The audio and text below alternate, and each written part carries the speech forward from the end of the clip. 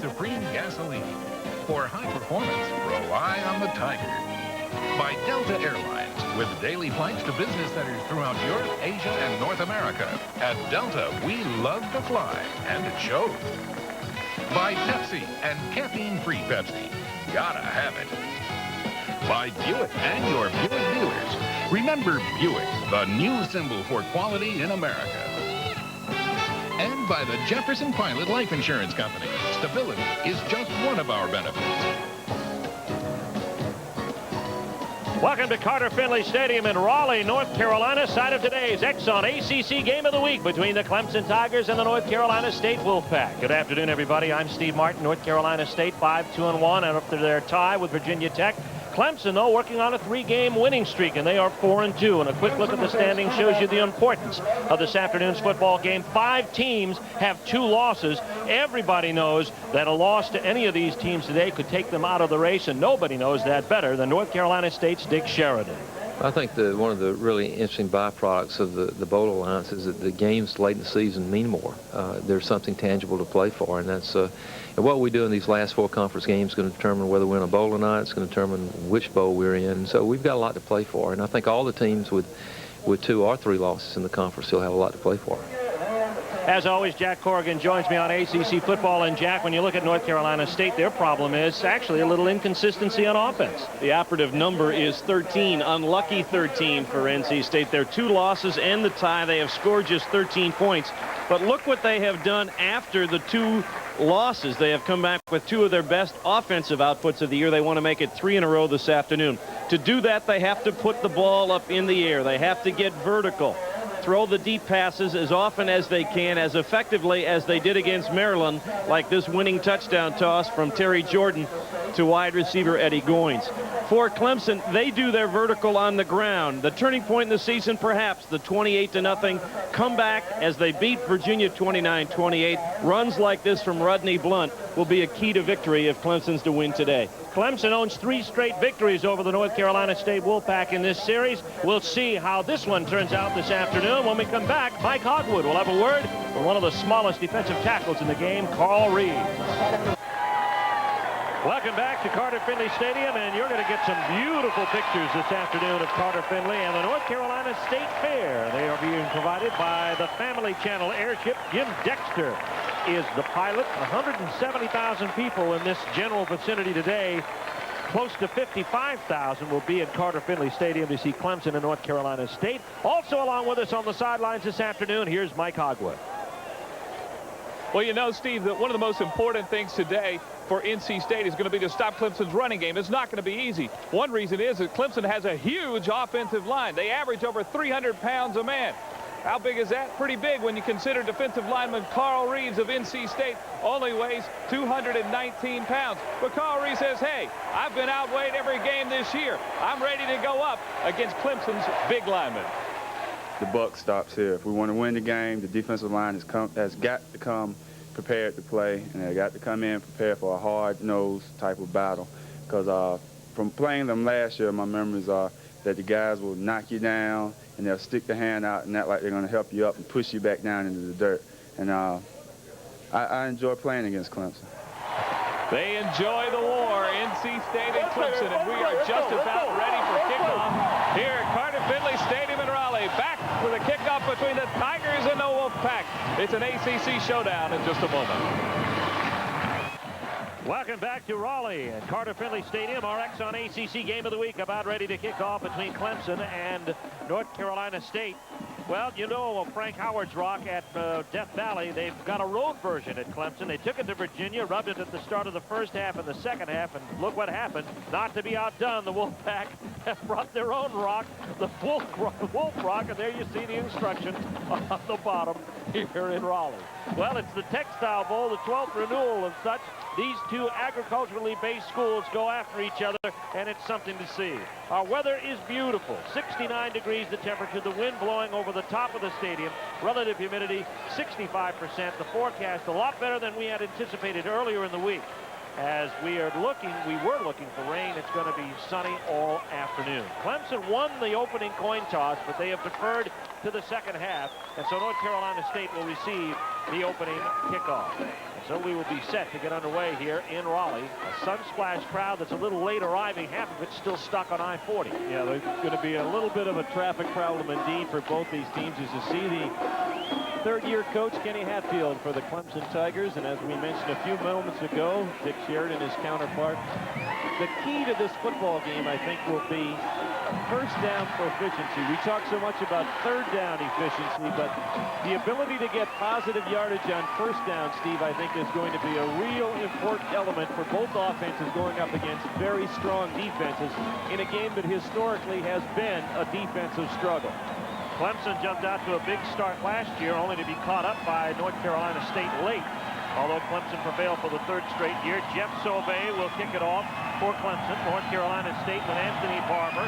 There you see his return yardage this season, quite impressive, and Reggie Lawrence is along with him. Barber will be at the bottom of your screen, Lawrence at the top. Couldn't ask for better weather conditions, and this crowd is anticipating a hard-hitting football game. These two teams have not disappointed over the years. Dick Sheridan is 3-3 against Clemson, won his first 3 games against the South Carolina school, and then lost the last 3 against Ken Hatfield and the most recent edition of the Tigers. Sauvé gets set, and we're underway in Raleigh. Underneath it will be Lawrence. He takes it at the 6. Lawrence carves up the hole over the 20 after the 26-yard line. Let's take a look at that North Carolina State starting unit. Terry Jordan back to pretty good health right now, and that's a key factor as he'll guide the attack. Barber and Maynard behind him, a host of wide receivers. The offensive line will miss Todd Ward, their center, out after arthroscopic knee surgery. David Inman gets his spot, and Mike G has been banged up. We'll watch how well he goes today at right guard, number 75. First and 10 for the 26. It goes to Barber, turns the corner on Simmons, and gets up to the 30-yard line. First hit was delivered by Tim Jones, and they cleaned it up after that. The 3-man front for Clemson, Brinston Buckner, the nose guard, has played very well of late. They're key on defense, their linebackers, an outstanding core, especially Simmons and Shepard on the outside. Tim Jones is very small for an inside linebacker. Good secondary with a lot of speed. Robert O'Neill, trying to become a 4-time all-conference performer, leads that group. Gain of 4. Second down and 6. Deep handoff. Comes again to Barber, and again he's stopped up by Brinson Buckner and Tim Jones. Right up along the line of scrimmage, and Warren Forney also helped out for the Clemson Tigers.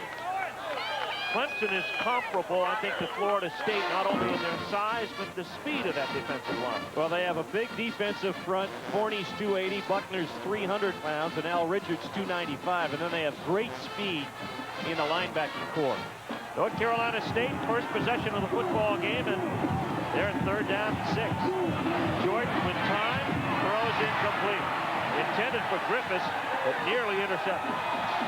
Well, Griffiths either fell down or was knocked down. NC State trying to say he was knocked down, but he was not where Terry Jordan was delivering the football. He had plenty of protection, but good coverage out of the nickel package defensively by the Tigers. Tim Kilpatrick getting set to punt it away, averaging about 38. Darnell Stevens will be back to receive the punt. First of the game just underway, no score from Raleigh. In the first minute and 15 of this ball game, 3 downs and out for the Wolfpack. 10 men on the line of scrimmage, poised to rush Tim Kilpatrick. Low snap, gets it away. Stevens at the 38. Down to the 40-yard line, and that's where Clemson will get it. First and 10, a 32-yard punt and a 2-yard return. Good field position for Richard Moncrief, who will be a center of focus this afternoon, not only for North Carolina State, but his coach, Ken Hatfield, will be watching him as well. He played well early, and then he kind of hit a lull there when he did get hurt, and tried to play when he was hurt a little bit, and it was not as effective. So I think this is a key ball game for him to be effective, and I think he has to be effective for us to win the game. Rudy Harris, the lone running back at the fullback spot for Moncrief. First and 10. He'll get the ball. Harris surges ahead 4 yards to the 44-yard line. Ricky Logo, the man in the middle, making the tackle. Let's take a look at that offensive unit for Clemson. Rodney Blunt coming off a hamstring problem. Harris is a load at 245, and they've got outstanding wide receivers in Terry Smith and Larry Ryans. We talked about their offensive line and how big they are. 3 of the 5 weigh more than 300 pounds. Offensive backfield will probably be the biggest they faced all season, including Florida State. Harris is really alone. Second down, about 5. The pitch goes to Blunt. Driven outside by Lawrence and then cuts up to the 48-yard line. Brought down finally by Ricky Turner and also Lauren Pinckney. Let's look at that defensive unit for the Wolfpack. And we got our first look at the quickness of Carl Reeves, number 85, as he shot the gap. Ricky Logo, the big man of that front line. John Aikens playing better. Good linebackers. We'll also see a lot of Keith Battle, and the secondary collectively as good as any in the ACC. Third down and 4 after the gain of 2 by Blunt. No score. A wing and 2 wide outs to the wide side. Moncrief throwing that way, and he overthrows Larry Ryans. Coverage by Mike Reed. Moncrief had time, but overshot the mark. Larry Ryans, when he finally rolled to his feet along the sideline, Steve, I don't know if he just had the wind knocked out of him or what, but he was not feeling 100%.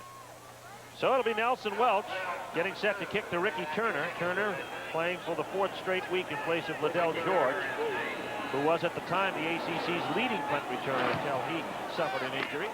Welch hangs a beauty. Turner will call for it, fair catch at the 19-yard line. It's a 36-yard punt with no return for the North Carolina State Wolfpackers. They'll get the ball for the second time this afternoon. There's no score at Carter Finley Stadium, and we'll be back. ACC football is brought to you in part by your local Jeep and Eagle dealers. See your Jeep and Eagle dealer for the best in automotive sales, service, and value. Welcome back to Raleigh. Carter Finley Stadium, North Carolina State and Clemson having at it. We're scoreless here in the first quarter. Each team has had a possession. Each team has gone 3 downs and out. And North Carolina State gets its second crack from its only 19-yard line.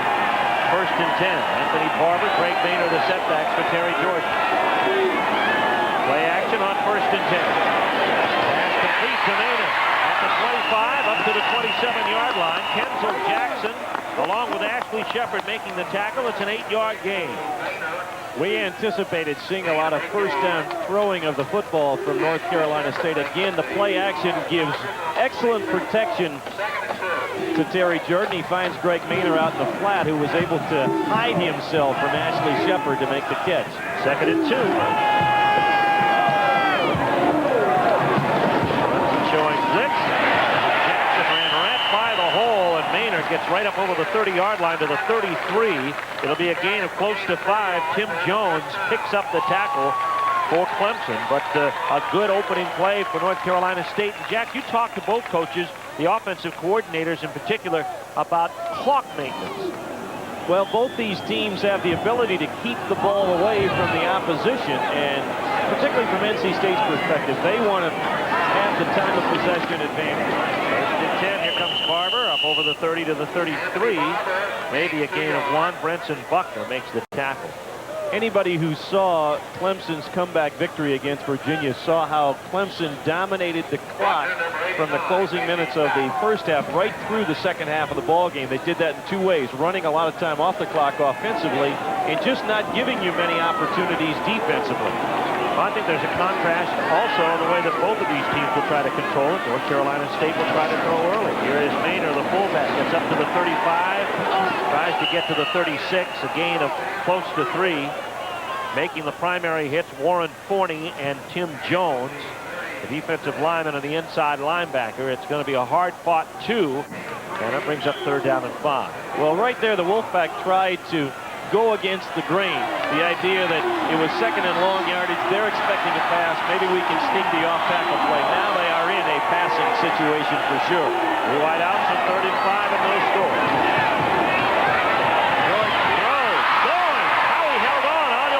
To the 41, and it'll be a gain of 10, good for the first down. Excellent job by the NC State offensive line to pick up the blitz. Watch the left side of your screen as both Tim Jones and Kenzel Jackson, the inside linebackers, with the blitz. Eddie Goins with the concentration to make the catch in front of Norris Brown. Just a little stop-up route to get the first down. See how that head was right on the ball all the way? Well, now in the spot, they say he did not make the first down. He is going to be about a foot shy, and Dick Sheridan sends out his punt team. Well, I thought he had the first down. I did too.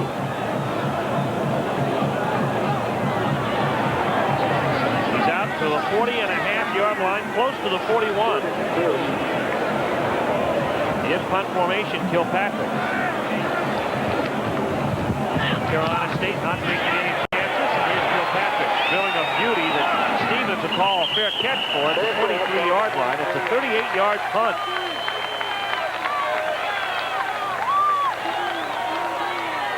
So, at the 23, first and 10 for the Clemson Tigers. 10:04 left to go here in the first quarter of play in Raleigh. North Carolina State and Clemson going at it. Let's go to the sidelines to Mike Hogwood.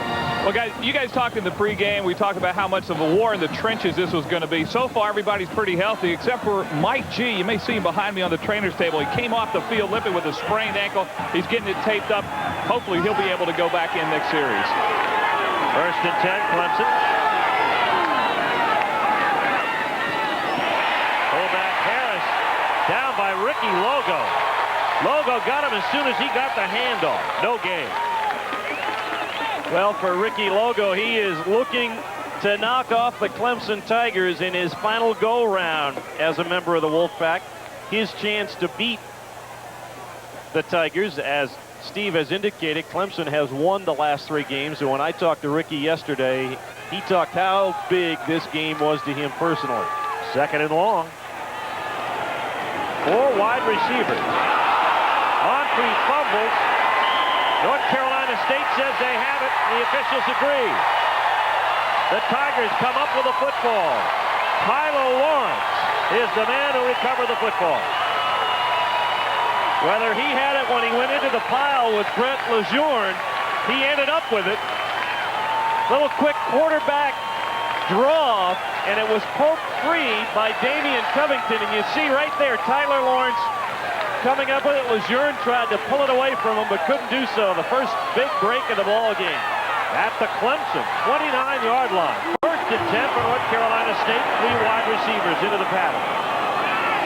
Clemson showing blitz. They come all out. The screen complete to Barber. Barber gets to the 25, a gain of 4. Darnell Stevens in on the tackle. Good open field tackle by Darnell Stevens, a sophomore out of Converse, Texas. I tell you what, if he doesn't make the tackle, there are not too many other white shirts around the area. Look at that right there. Everybody else is pretty much taken care of. Reggie Lawrence was not able to get in front of Stevens to offer a block, and that kept Barber from getting big yardage. Second down and 6. Handoff Barber. He is pursued in the backfield and flattened by Ashley Shepard and Warren Forney. Back to the 30, a loss of 4. Actually, they'll mark it at the 28. There is so much speed on the outside for the Clemson Tigers. Wayne Simmons and Ashley Shepard. You've had people like Levon Kirkland and John Johnson preceding those guys. It seems like every time you turn around, they got bigger and faster guys playing outside backer for the Tigers. NC State is 0 for 2 on third down so far. Jordan has his pass deflected, but somehow it's caught by Goins at the 23-yard line. Going to be shy of the first down. Warren Forney got a handoff. Second time that Eddie Goins has demonstrated great concentration. Watch Forney on the left side of your screen get a piece of the ball. Goins was in front of James Trapp, but still well shy of the first down. And that means that Steve Vidicic will try and kick a field goal. Vidicic is 10 for 17. He'll try it from 40. Out of the hold of Tim Kilpatrick to the left hash mark. It's long enough. And it is good.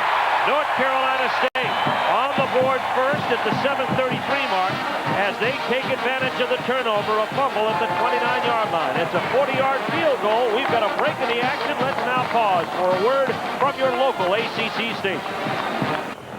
There's a view high above Carter Finley Stadium this afternoon on a beautiful sun-splashed day. North Carolina State strikes first with 7:33 left to go in the first quarter on a Vidicic field goal, a Steve Vidicic field goal of 40 yards, his 11th field goal of the season. So now Ken Hatfield and company endured the turnover, gave up only 3 points on it, and they'll get the football back. but they cannot be pleased with the fact that they had another turnover. That's the 7th fumble that Clemson has lost this year. Jimmy Sixside getting set to kick off. Gene Hood and Andre Humphreys are back deep.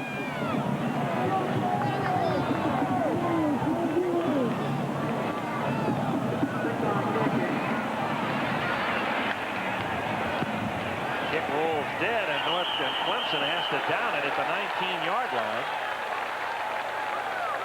And that's where they'll start 1st and 10. So the Tigers, not blessed with the greatest of field conditions, or positions anyway, will come out on the football field.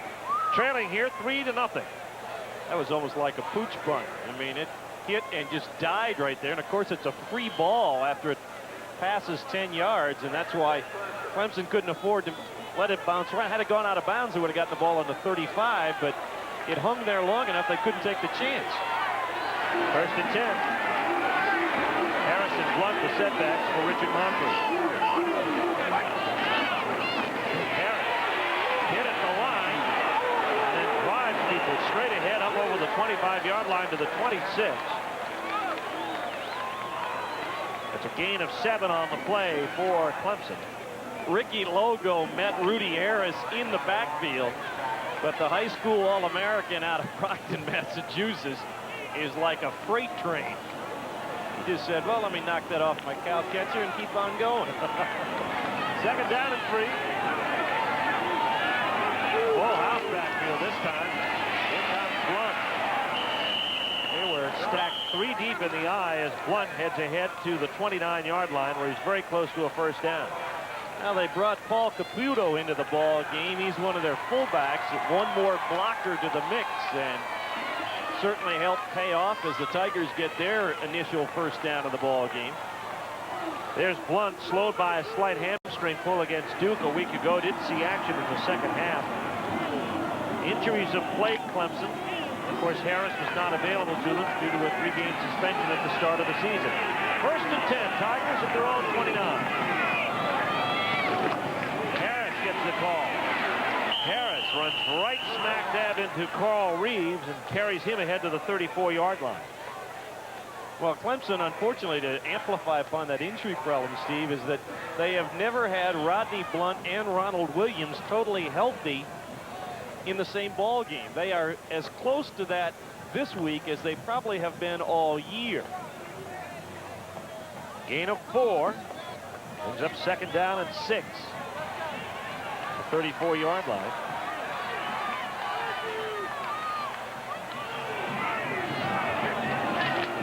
The pitch goes to Blunt.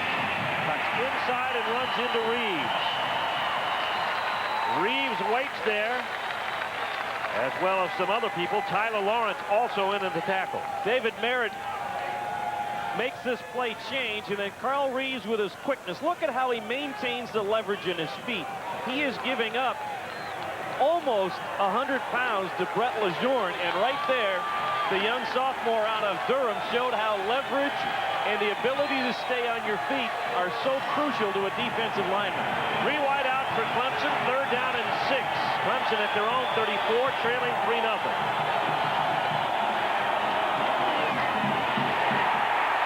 Harris is stopped. Well short of the 1st down. He got probably the 34. 3 downs and out again. Carl Reeves. Actually, they did get 1 1st down. Carl Reeves on the tackle. Look at it again. Just stepped right around his man. One of those plays where the offense figures, well, we're running inside of him. If we chip him, we don't have to get much more than that. But he has got such quickness, he went around the chip block and made the tackle. Nelson Welch for his 2nd punt of the day. Ricky Turner to return it. Not a good kick. And it'll be down at the 32-yard line. A 33-yard kick for Nelson Welch. North Carolina State gets the football back at their own 32. When we come back, sporting a 3-0 lead. Welcome back to Raleigh. And everybody is painted up for action today, no matter what age. Steve Martin along with Jack Corrigan and Mike Hogwood. We're in Raleigh, North Carolina, where the Wolfpack But NC State leads Clemson 3-0. North Carolina State with the football. 1st and 10. Jordan the throw. Pass complete to Neil Auer. Auer breaks tackle. O'Neal finally knocks him off his feet at the 39-yard line. A gain of 7. Now, Neil Auer, who, of course, joined his brother in becoming the first brother combination to be captains here for NC State, and he has really been a crowd favorite this year. And the telecast we have done of NC State, we have seen what an impact he has been to that Wolfpack offense. 2nd down and 3 coming for NC State. Greg Maynard picks his way around the block, and he doesn't get very far. It's interesting to see so far, Steve, how much respect the offensive staff of NC State has for the speed of Clemson, because the option is a bread and butter play for the Wolfpack. We've not seen it yet, and we're down to 3.5 minutes to play in the 1st quarter. The speed of being able to get in and disrupt the option, being able to get in and disrupt anything, what Darren Calhoun did last play out. 3rd down and 2 for the Wolfpack, leading here 3-0. Their own 40. Jordan to throw. Quick pattern to hit, and it is complete at the 44-yard line. 1st and 10, Eric Jeter on the tackle. There's another sign of respect. 3rd and 2, and you throw the ball, yet you throw a 4-yard pattern, just enough to know that he'll be open, and just enough to know you'll get the 1st down. So far, on 1st down, Wolfpack pretty close to plan. Jordan is 6 out of 7 in the air at 33 yards. 1st and 10. Here comes the fake reverse. We may see the other half of that later as Barber crosses midfield to the 49-yard line, brought down by Jeter and Derek Burnett. Well, that was a very wise choice. If Anthony Barber had any kind of option, he picked the correct one by not handing the ball off on the reverse, because Darren Calhoun was sitting in the backfield waiting for Reggie Lawrence. But for the first time, State was able to turn the corner pretty effectively and get the kind of 1st down yardage they want. For the 2nd straight 1st down this drive. They're looking at 2nd and short. 2nd and 4 to be exact. Here's the pitch. Barber the other way. Gets inside one defender and gets to the 45-yard line. Looks like he's going to get a 1st down. Mike Barber out of Edgemore, South Carolina, making the tackle. Anthony Barber is only 175 pounds, but don't let that small weight delude you into thinking there isn't some leg strength. You could see how he carried Barber the last 3 yards to get that 1st down. Anthony Barber tackled by Mike Barber. So it's 1st and 10. They are not related. George to throw. Has Griffiths open. Covered on the play by Eric Jeter. Flag on the play, however, in the defensive secondary. Well, where it's thrown, it either is going to be an offensive interference or a defensive holding call. I would think it was thrown in the area where Neil Auer was moving downfield. Early indications are it's going to go against Clemson. We have holding on the defense. That's an automatic 1st down, 10-yard penalty. And there's a lot to hold when you grab Neil Auer at 6'5" and about 250 pounds. Kenny Hatfield not happy. His team the most penalized team in the conference. And what has hurt them so often this year, the timing of their penalties coming at most inopportune moments. This one gives North Carolina State a 1st 10 at the Clemson 35-yard line. Jordan pitches for the 1st time, but we've got a whistle and a stoppage of play before it even got going. It looks like an illegal motion, according to the very cryptic Jack Corrigan. A little bit of movement on the left side before Terry Jordan snapped that ball. We have a dead ball foul. False start on the offense. 5-yard penalty. Some of the team comparison between the two teams, and you can see the advantage rushing is to Clemson, but a huge passing advantage. And not only is Clemson the #1 team in getting penalties, NC State is the best in the conference at avoiding penalties. But State's problem has been the lack of success in the turnover ratio, while Clemson has been very good in that category. NC State shows its 2 tight ends. First and 15. Jordan throws complete to Schultz. Ryan Schultz, his second tight end, crosses the 30-yard line, gets down to the 28. Robert O'Neill is there to pick up the tackle. It's a gain of 13. It'll bring up 2nd and 2. The ability to put your tight end into your passing game has been vitally important this year for NC State. Watch the end of this play here. Here's why Robert O'Neill has been a 3-time all-conference performer. That's the 2nd time in the open field that a much bigger player came up to him and stopped. 2nd down and about 2. Clemson showing blitz. Maynor runs right into the backer and gets the first down up to the 23-yard line. Making the tackle, Darren Calhoun, but not before Maynor gets a chance to move the sticks. It's one of those times when usually when you're blitzing, you like the situation. That time, Calhoun ran right into 240 pounds of Greg Maynor. Maynor gets the first. NC State keeps their drive alive. Started at their own 32-yard line. Now at the Clemson 23. Here's the option. The pitch goes astray. Barber picks it up and wisely gets down as he loses his feet at the 29-yard line. A loss of 6.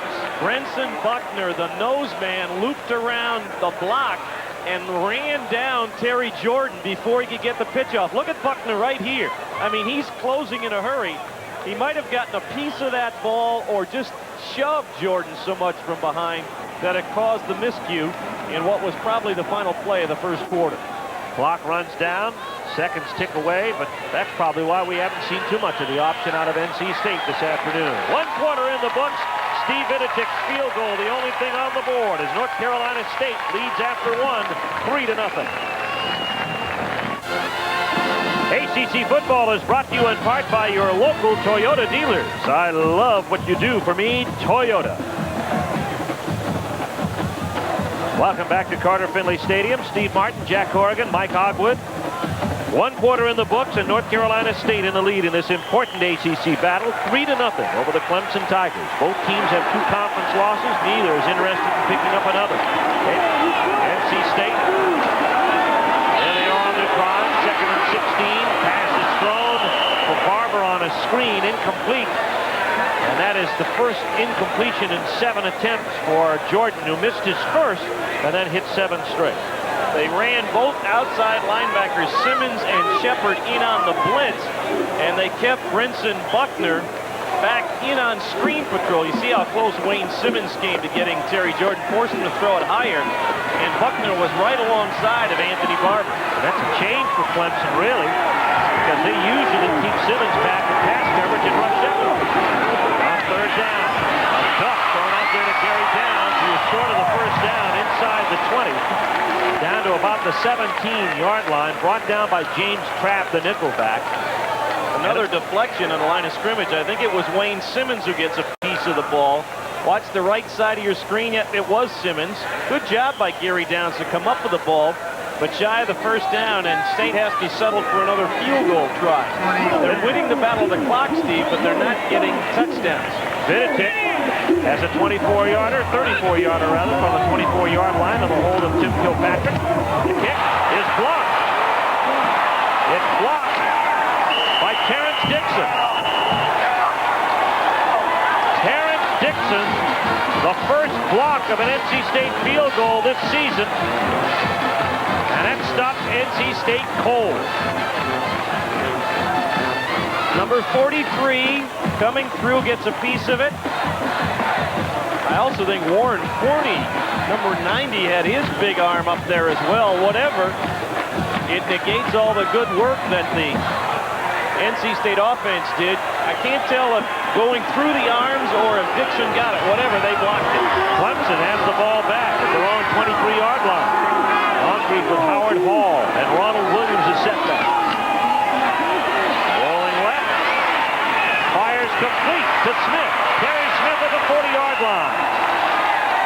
Gain on the play to the 41 of 17 yards. Moncrief was crunched by Damian Covington as he let the ball go. He's had a bad hip.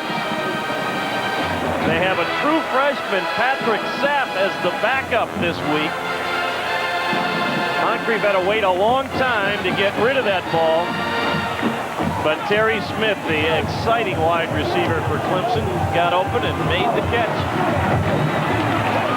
Here's Moncrief. Hip and all. He's on his way.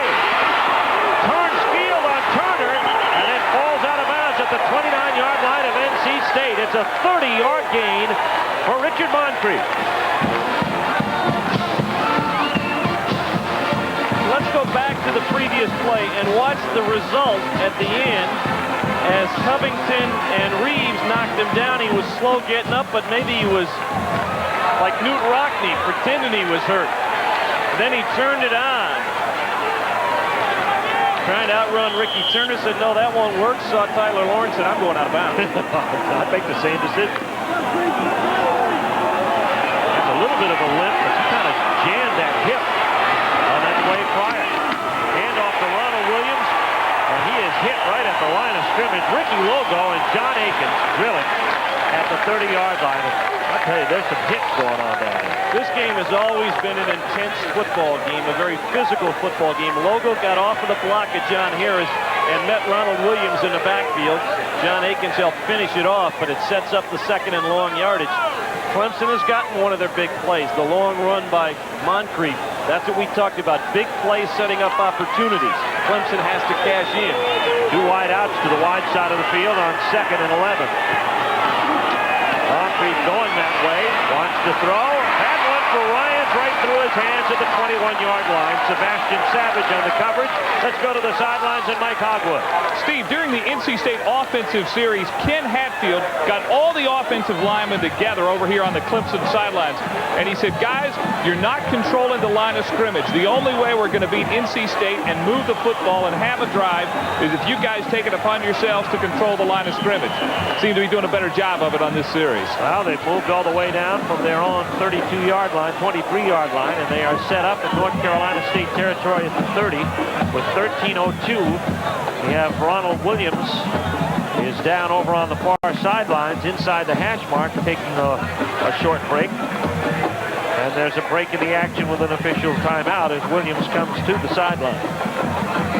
Next week, our Exxon ACC Game of the Week, we will take you to Atlanta. The Duke Blue Devils, playing well of late, taking on Georgia Tech. See it on many of these same stations.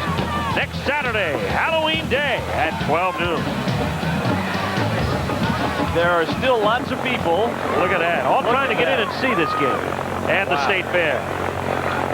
The State Fair here in Raleigh is, there's 170,000 people in this complex, Carter Finley Stadium and the adjoining fairgrounds. And there's where Jack was right after breakfast this morning. Hey, I love those rides. That kind of shakes up your day. 3rd and 11. Clemson trailing by 3. They have the ball in NC State territory at the 30. Howard Hall, the fullback, straight ahead to the 26. Puts him in position for Nelson Welch's first field goal attempt of the day. Ricky Logo will come out. Watch how Richard Moncrief is moving right now. To the fake, you can see the hobble that's very evident, and even more so when he went over to the sidelines, that live shot a moment ago with Coach Ken Hatfield. 44-yard boot for Nelson Welch, who's had a 52-yarder in his career. Out of the hold of Lance Easter. Hangs there. Does it have enough? No. It's wide and to the right. So NC State has held with 12:21 left to go in the 3rd quarter. They'll get the football back, leading by a field goal, 3-0.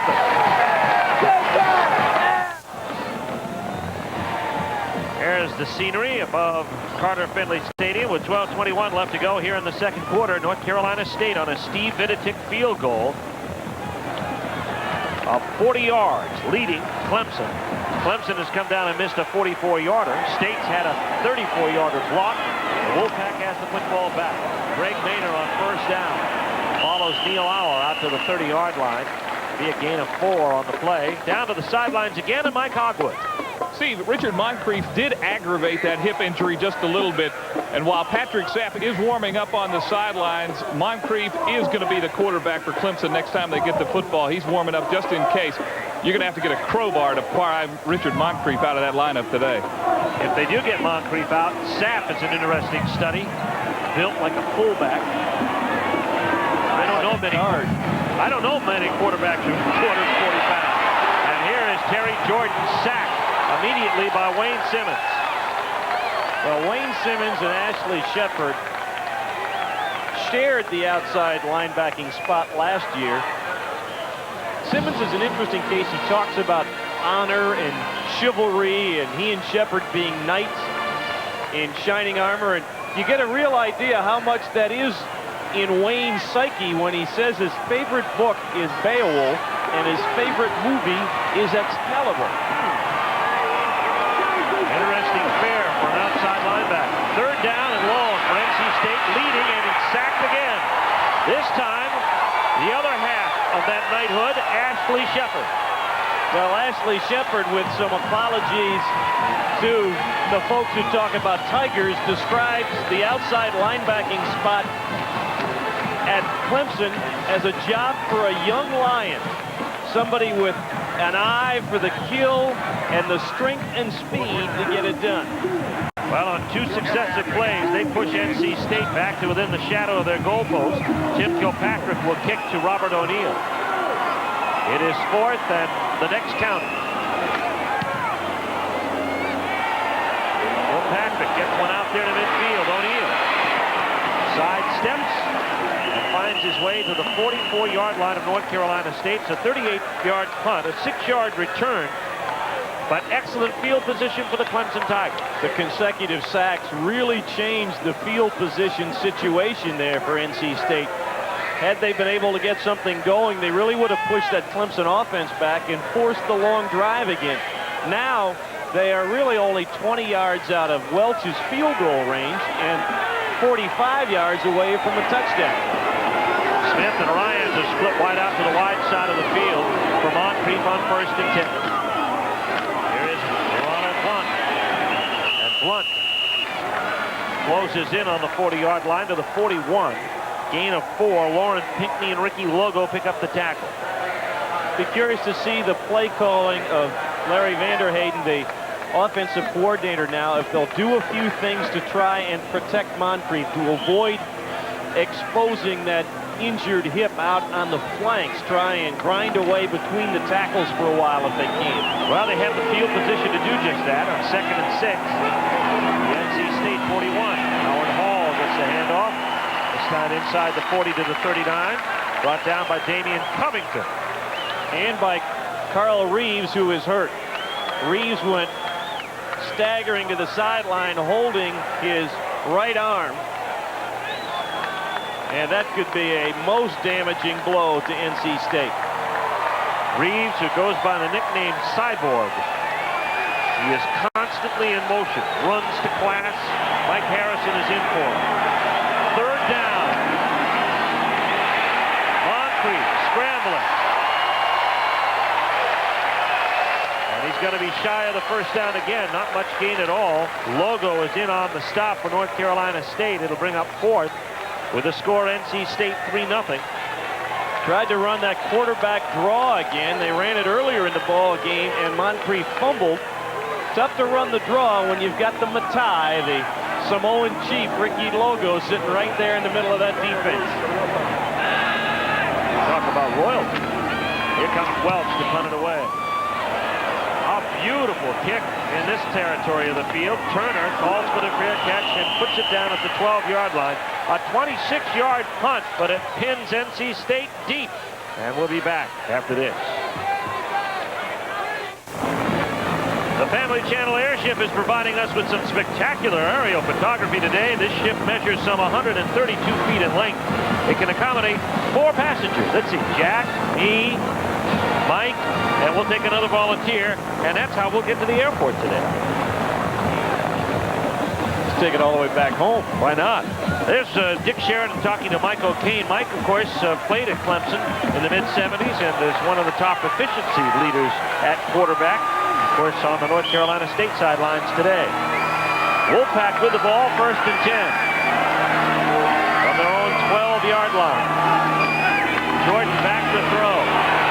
Jordan has some time looking for Goins, but overthrew him. Coverage on the play by Norris Brown. Let's go to the sidelines and Mike Hogwood.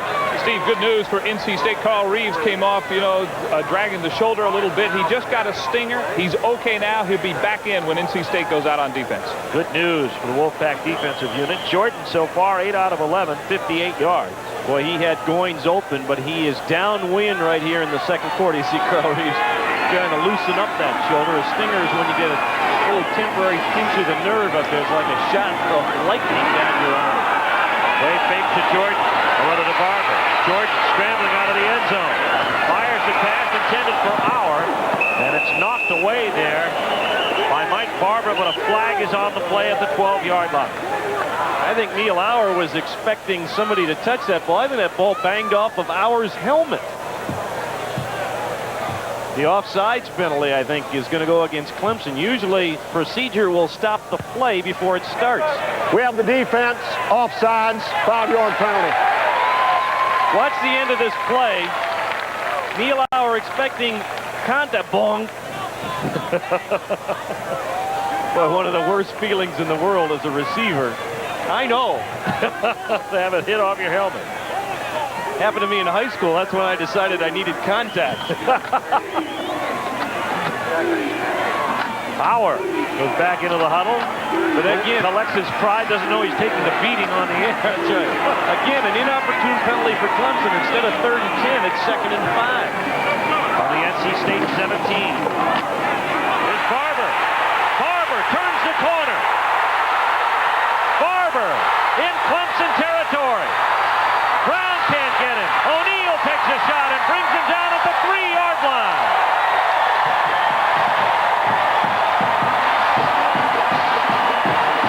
A 79-yard play by Anthony Barber. It was going to be a big play day. The biggest thus far by Anthony Barber. What a great job of a speed fake on Norris Brown. Cuts back against the grain here and gets by Eric Jeter. Now it's the foot race with Norris Brown. He slows and Brown expects him to cut back. Then he accelerates again right there, and that got him 10 extra yards. 74 on the carry. Here comes Downs inside the 3 to the 2. Not much yardage there, maybe a yard and a half on 1st and goal. So crucial here from NC State's perspective to score a touchdown. They can't walk away with just 3 points, and that has been their problem in the games in which they have struggled. They've not put touchdowns on the board. Dallas Dickerson steps into the backfield. Now he goes back out. They say we've already got enough blockers in this backfield. Well, 11 men's enough. Downs gets the play fake. Jordan to throw. Incomplete. He overthrew Ryan Schultz. Boy, that was the touchdown right there. This happened to them last week at Virginia Tech. It happened to them in the tough loss at the end of the game against Georgia Tech. Nothing worse than doing all the emotional good things and then really deflating yourself if you have to settle for the field goal. 3rd down and goal from the 3-yard line. NC State leading 3-0. Trying to punch another one in. Here's the up pattern for Goins, overthrown. And the offensive unit motioning to try to stay in there. Now the crowd wants to go for it and shows their displeasure. But Viditic will come on and Dick Sheridan will take the 3. This is going to be a very difficult three-pointer because of the severe angle. Fortunately for Steve Viditic, being a right-footed kicker, the angle is where he wants to go. I mean, in the left hash, it'd be really difficult. 20 yards downfield. There's another 10 yards to compensate for. There's the kick. It is up, and it is good. NC State gets it. They have to settle for 3 instead of getting the 6 after Anthony Barber's 74-yard run set them up in the scoring zone. 7:15 left to go in the first half. NC State 6-0. NC State settles for a field goal after Anthony Barber's, and now the yardage is correct, 79-yard gallop to the 4-yard line, but Steve Viditic at least makes sure that North Carolina State gets something out of the possession. Well, the fans booed, but Dick Sheridan made the right choice. When you didn't get the 3 tries to get it in, you've got to come away with points, so you kick the field goal. He just hopes that they don't look back and regret that they didn't come away with a touchdown. How about that? 79 yards rushing on the one play from Anthony Barber. The Wolfpack had 10 yards rushing for the game a year ago at Death Valley. Right now they have a 6-0 lead over Clemson. Both teams trying to avoid their 3rd loss in the conference. There's the kick fielded by Humphries. His first kickoff return of the season gets him up to the 24-yard line. And that's where Clemson will start 1st and 10. The Tigers came in here 4-2, a 3-game winning streak. They dropped conference losses to Florida State and Georgia Tech, and they are in the process of dropping their 3rd to Virginia when all of a sudden a lightning bolt hit them at halftime, and they have resurrected their season. Well, they had never gone 3 straight losses to begin a conference campaign, and they made sure it didn't happen this year. 1st and 10 for Richard Moncrief. He's got Hall and Williams as setback. This is Williams. Nice hold for Williams up over the 30. Out to the 33. It is going to be Damian Covington making the stop, but not before Williams had himself 8 yards. Carl Reeves is back in the ball game, and they actually took advantage of his quickness to run a counter play against Reeves, and he ran right by the play. 2nd down and about 2.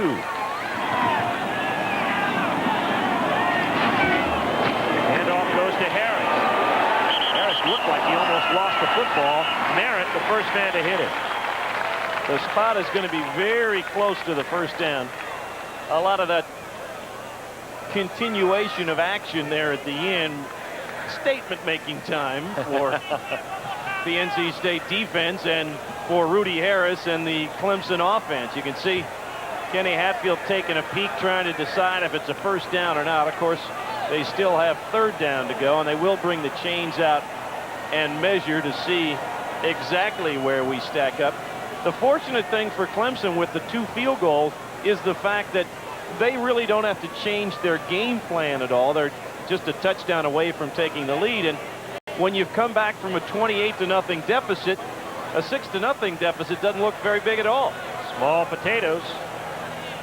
It is not a 1st down. It's going to be 3rd and inches. I want to remind you the announcers for this game are selected and compensated by Jefferson Pilot Sports. This broadcast is a copyright presentation. Any use of this broadcast without the express permission of the Atlantic Coast Conference and Jefferson Pilot Sports is prohibited. 3rd and inches, Clemson trailing 6-0. They're at their own 34-yard line.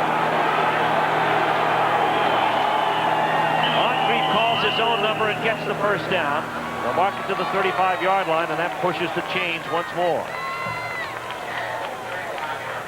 Moncrief, we're watching his hip carefully. Looked like on an earlier play he jammed that hip as he went down on a knee very quickly. Well, the other thing Clemson wants to watch here is the clock. Less than 6 minutes to play in the 1st half. They need to update this grind out.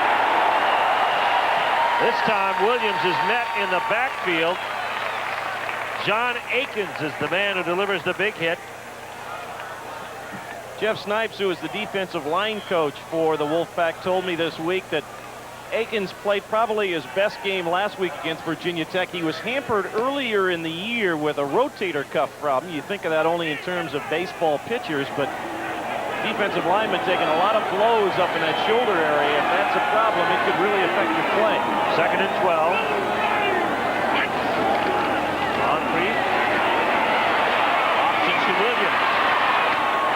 Savage drives him out of bounds at the 45-yard line. It'll be a gain of 11, make it 12. And it's going to be close to another 1st down, if it isn't already. Good play fake on the fullback dive by Moncrief, and then he extended the defense before he made the pitch to Ronald Williams.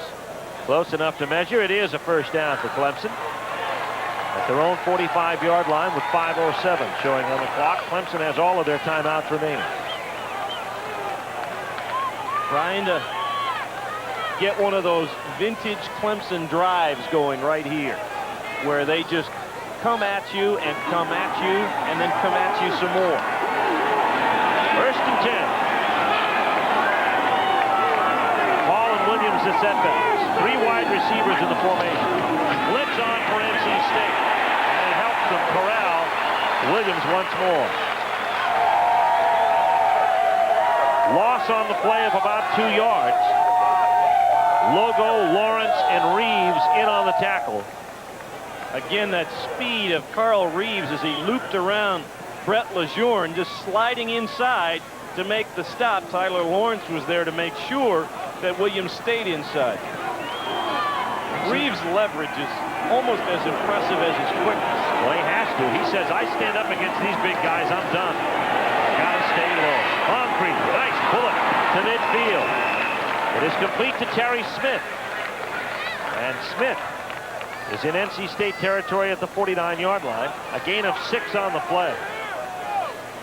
Give you another look at Carl Reeves working. See how low, how underneath he is, Brett Lejeune. Lejeune that time keeping him down, but Carl's going to keep on coming. You can see, you see Brent saying, hey, I'm not holding him. I got my arms up. He's got size 17 feet. So those are the root systems for that guy that give him the leverage. Terry Smith needs 5 more catches to move into 3rd on the all-time reception list. 3rd and 5 for Clemson. They trail 6-0. Pass is complete. And it goes to Smith again for a first down at the NC State 38-yard line, a 13-yard gain. Reed and Merritt make the tackle for the Wolfpack. Terry Smith does not get a lot of notoriety because Clemson does not have what you would call a high-octane passing attack. But you are not going to find a tougher wide receiver in the country than the junior from right in Clemson. First down. Moncrief. Nice play fake to the fullback. Gets himself to the 27-yard line. Reed, Merritt, and Lawrence make the tackle on him, and he's close to the first down. And Moncrief is slow to get up. But this is the kind of drive that Clemson has tried to get going all afternoon, and you can see Moncrief, he wants to stay in the ball game. They'll get the break here, excuse me, Steve, because they'll measure for a first down. That'll give him a chance to catch his breath again. As you see, William and Mary causing a problem for Virginia early, and Army with the early edge on Wake Forest. Moncrief has carried the ball 5 times for 48 yards. Patrick Sapp gathered around Kenny Hatfield and his offensive staff, and I think Sapp is going to come in. Yes, he is. Now, we talked about this guy not being your typical build for a quarterback. How about 6'3", which is not unusual, but 240 pounds. He is bigger than Carl Reed. Out of Jacksonville, Florida, a true freshman. His only completion, a 77-yard touchdown. 2nd and inches. Handoff goes to Harris. He's got the first down at the 25-yard line. So Clemson moving. The clock now just under 3 minutes. Sebastian Savage on the tackle. Moncrief going to the sideline. We may have seen the last of Moncrief this half. Take it back now. 2:58 left to go. They'll take out their big package, bring the 3 wide receivers back into the ball game. Ironically, you talk about Sapp as a throwing quarterback, but he was a wishbone quarterback in Jacksonville. First and 10. He's back to throw. Sets up, fires, and Smith, but he was step for step covered by Sebastian Savage. There's the freshman quick feet, if you will. He was just a little bit nervous, had the happy feet back there, because he had time, more time than he thought he had, to allow Terry Smith to get further downfield. Instead, he throws it a little too soon and ends up with the incompletion. 2nd down, 10 yards to go. All at the 25-yard line of North Carolina State. first half. Williams to the 21. Gain of 4. Damian Covington is there, along with David Merritt on the tackle. Brings up 3rd down and 6. Clemson is a very right-hand or right-side oriented team, and they're going to take a timeout here on the 3rd down with 2:20 to play here in the first half. They're a right-side oriented team, Steve, because they've got Seegers at 3:30 and Les Hall at 3:15 at right guard and right tackle. That's why I think I'd be right-side oriented. I wouldn't mind running behind them either. Let's go to the sidelines and Mike Hogwood. Steve, Richard Moncrief has gone to the locker room. He has re-injured the hip pointer again and is in a lot of pain. They don't know if he'll be back the rest of the day. They're going to look him over pretty close at halftime. Hopefully he'll be back in the 3rd quarter. But talking to some of the trainers, they think that it's real questionable whether or not he'll be back at all today. Patrick Sapso will get the call. And to amplify, it is not the typical hip pointer either. A normal hip pointer is really at the top part of the hip area. When we talked to Richard at practice yesterday, he said it is much lower down in the lower part of his hip, and because of that, when it tightens up, it is really painful. And then you add the fact that he kind of jammed it a little bit earlier as he went down to one knee, and then all of that was pushed right back up into the socket. You could tell he was hurting from that point on. This drive started at the Clemson 24. It's in its 13th play. The Tigers have eaten off 4:55 on the clock. There's 2:20 remaining here. The Tigers have 2 timeouts remaining. And you harken back to the Clemson defense forcing State to settle for the field goal when they had it 1st and goal inside the 5. That's what the Wolfpack wants to force Clemson into right now. 3rd and 6. Clemson trailing NC State 6-0. Got Lance Easton in it. Quarterback, watch the option. They go to Hall, over to Harris, and Rudy Harris gets inside the 15, down to the 11. He's got the 1st down. It's a 10-yard gain. Well, they felt that Easton could run the option better than Sapp and that we would have a chance to see him out there. He's a former quarterback who became a wide receiver and now goes back in at quarterback. And I think NC State felt the same way, and they were really more positioned to defend the perimeter, and they handed it off to Harris inside. Here comes Easton again, off to Williams. Williams inside the 10. He gets down to the 7-yard line, brought down by Carlos Pruitt. Of course, Easton ran the fake punt play against Florida State earlier in the season. So Easton with lots of experience, and he's also the holder full-time for Nelson Welch on the field goal situation. So he's very well accustomed to pressure. 2 timeouts remaining for Clemson. 1:28 remaining on the clock. 2nd and 6 from the 11. Clemson can get another 1st down without scoring. Easton to Harris. And there's not much there. Harris is met by Ricky Logo at the point of attack and Damian Covington. Clemson will use its 2nd timeout now. They wanted to be very judicious with those times out because they felt like, well, we want to save one in case we can get another 1st down and then have that one remaining to put a field goal unit out there in the closing seconds if we need to. Of course, if they don't come up with the 1st down or the touchdown on this play, then they'll kick the field goal on 4th down.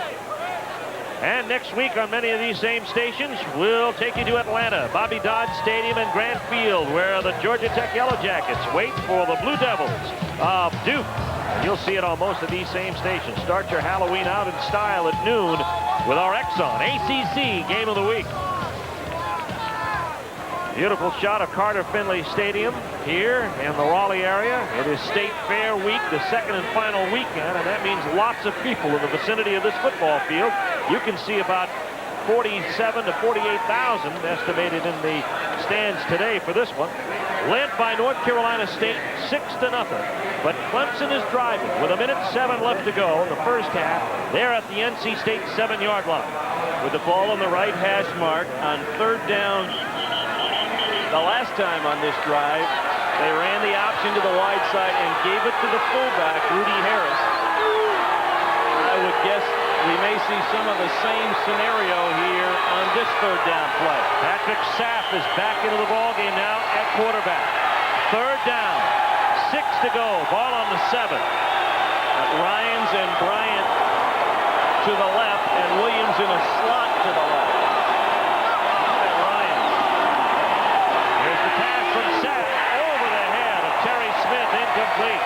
The field goal unit shuffling around on the Clemson sidelines, and now Nelson Welch comes in. Just like the earlier touchdown try to Terry Smith, Patrick Sapp had more time than he realized he did and just overshot the mark.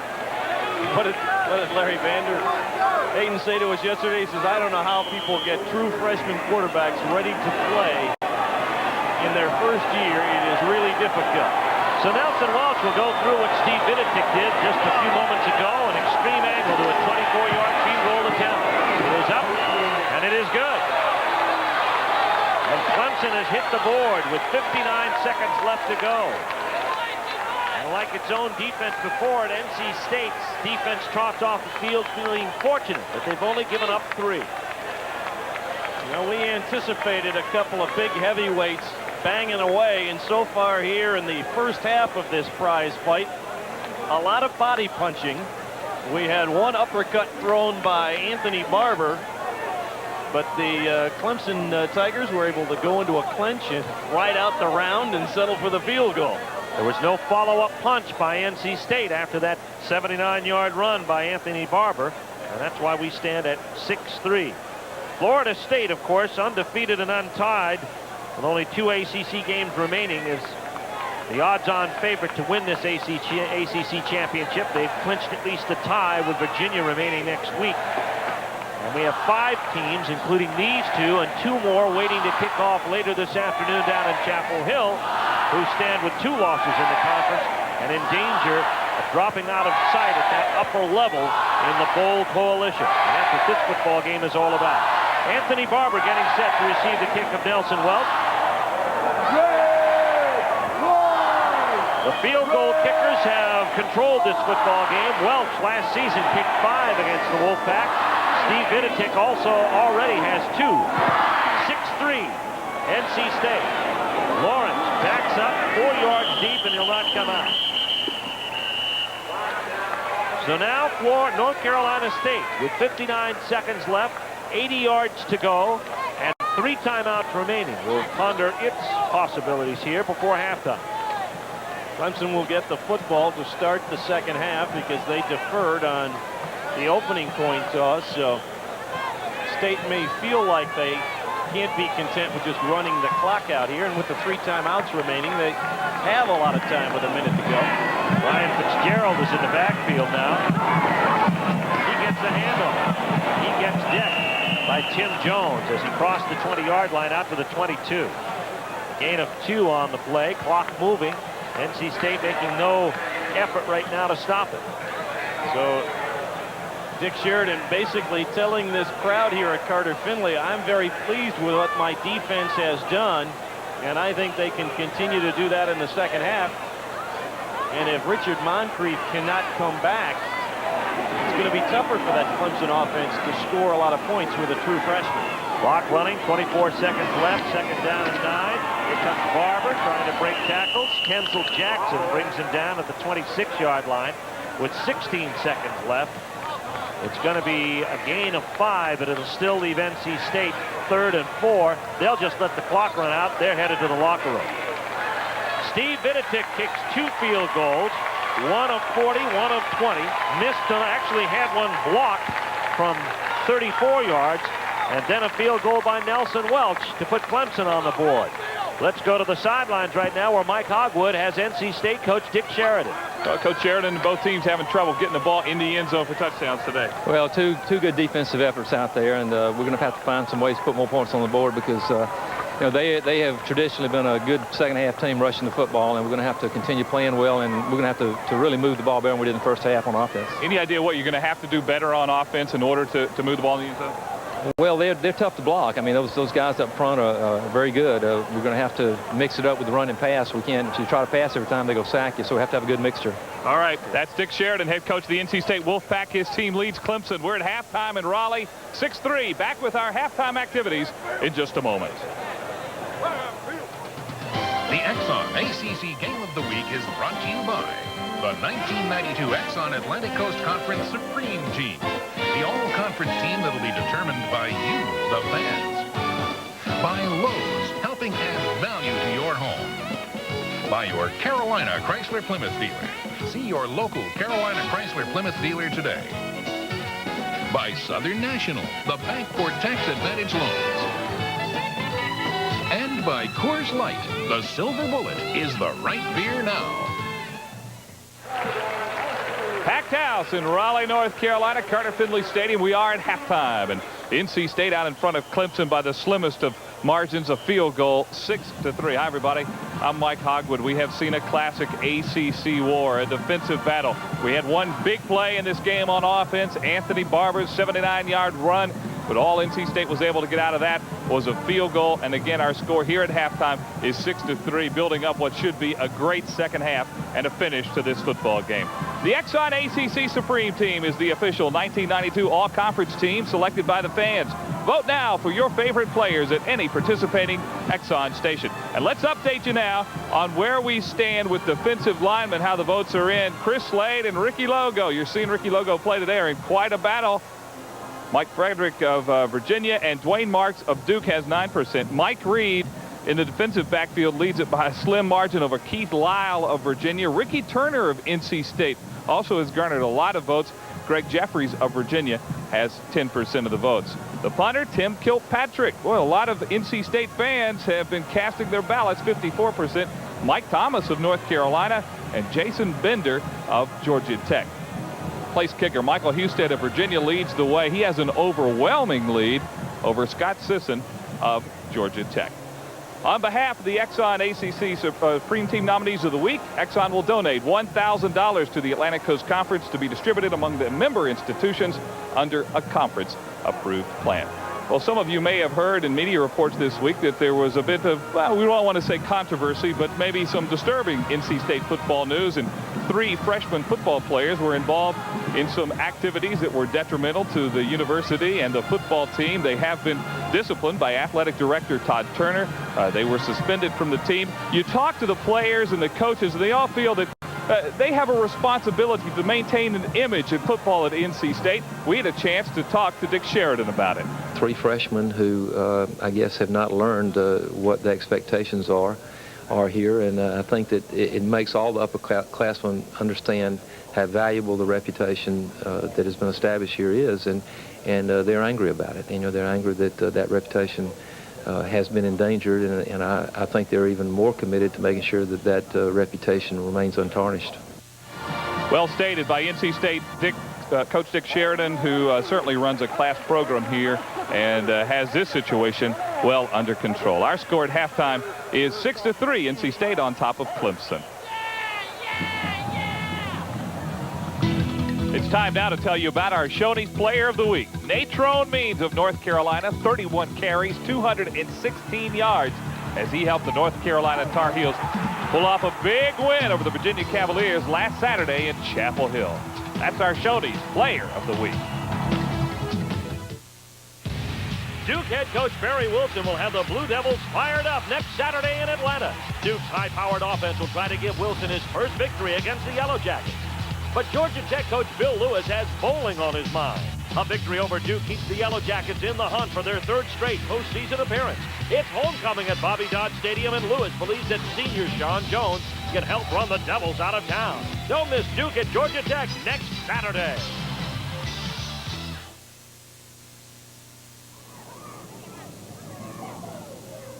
Here at Wake Forest, there's a lot of stress having to go to class and playing a sport. It takes up a lot of your time, and it's kind of fun just to take off for an afternoon and go help these kids and try to motivate them.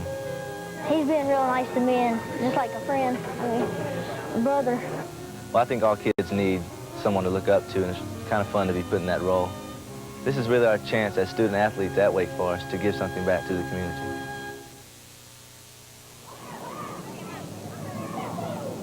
We always encourage students to get involved and make this church their home away from home, and they were talking about doing something at the church, and they started humming a little song, and it started from there.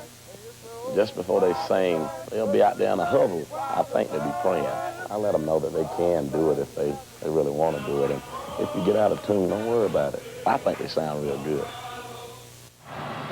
Mike Hogwood with you back in Raleigh, and wow, there's a wild look at the North Carolina State Fair, which is taking place. It's in its final weekend here, just across the street from Finley Stadium. It's estimated there's some 170,000 people who are in this immediate area enjoying the football game, and many of them are enjoying, of course, the State Fair. And we're getting some of those great pictures from our Family Channel blimp today, providing us with some unique and exciting views of this exciting day here in Raleigh. Matter of fact, it's an exciting day in the entire Triangle area here, because just down the road in Chapel Hill, North Carolina will have a home game today against Georgia Tech, and Duke is playing right now just down the road in Durham. They are playing the Maryland Terrapins. Well, as we do each and every week, let's take a time now and go back in ACC history. Time for one for the books. Our subject today, a former Clemson great, Charlie Waters. Delta, the airline of ACC country, is proud to bring you another ACC football one for the books. Delta, we love to fly, and it shows. Today, when one hears the name Charlie Waters, he thinks of the all-pro defensive back for the Dallas Cowboys. But between 1967 and 69, down in Clemson, South Carolina, Charlie Waters played wide receiver for the Tigers and was recruited by Frank Howard at still another position. He came to me as a quarterback. I used him as a quarterback a little bit. He was fast and he had good hands, and we had some boys that liked to throw the ball a little bit. We all thought a lot of Charlie. He was a good boy, a good student, everything else. Back in those days, to come to Clemson or any school in the ACC, you had to be a good student or you couldn't get in. Any time a boy is elected a captain or co-captain, his teammates must think a lot of him.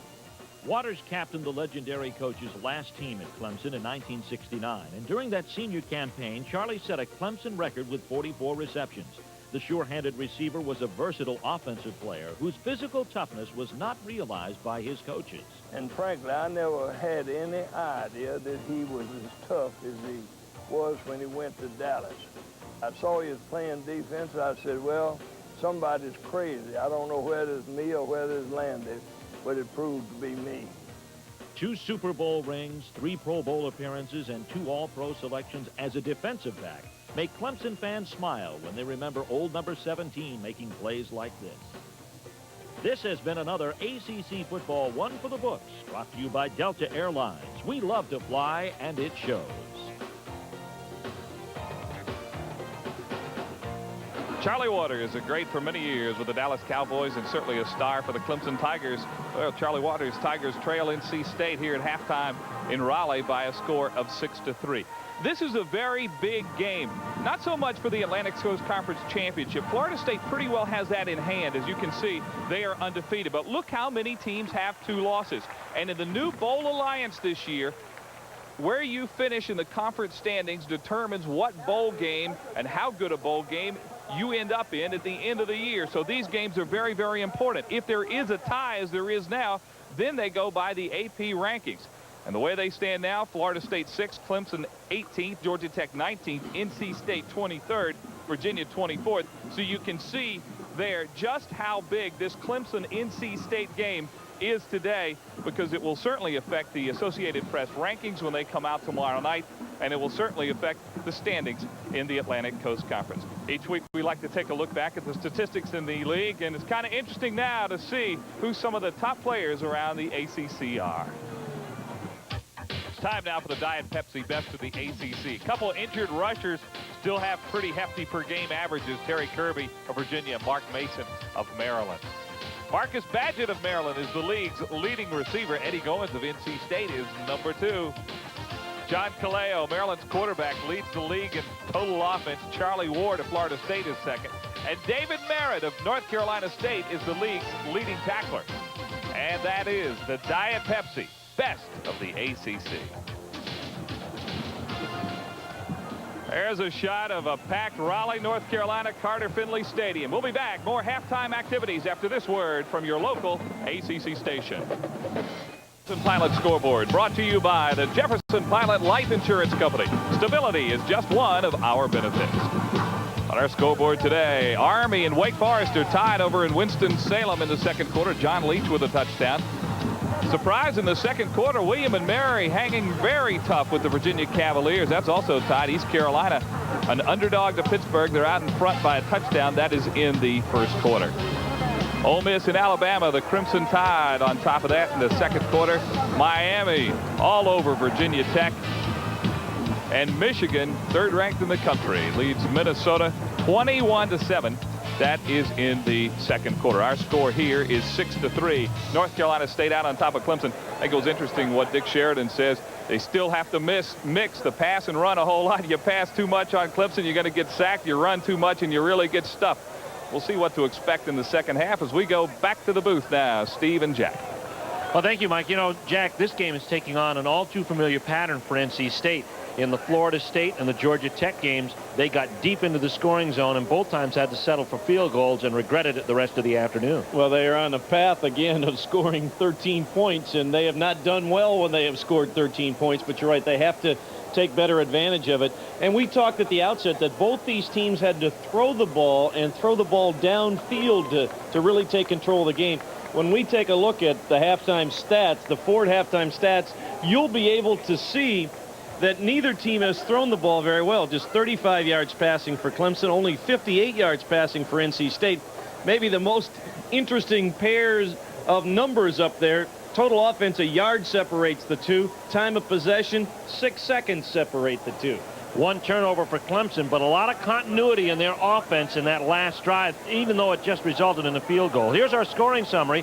NC State on first with Steve Viditik's 40-yard field goal. That was set up by a fumble recovery by Tyler Lawrence, and the Wolfpack was up 3-0. Then their second field goal was set up by this 79-yard run by Anthony Barber. Excellent cutback against the grain. Makes a good move here. The change of pace slows down a little bit. Looks like he's going inside of Norris Brown, then accelerates again. And only Robert O'Neill's relentlessness saved the touchdown. That tackle was really important because State had to settle for the field goal, the 20-yarder by Viditik, instead of the touchdown. Really, I think might loom as the big play of the game. And, of course, Clemson gets a field goal from Nelson Welch, a 24-yarder. Both have either missed or had a field goal block at this point in time, and that's our score here at halftime. North Carolina State leading Clemson by a margin of 3, 6-3. What does the second half hold? We'll be back with it right after this.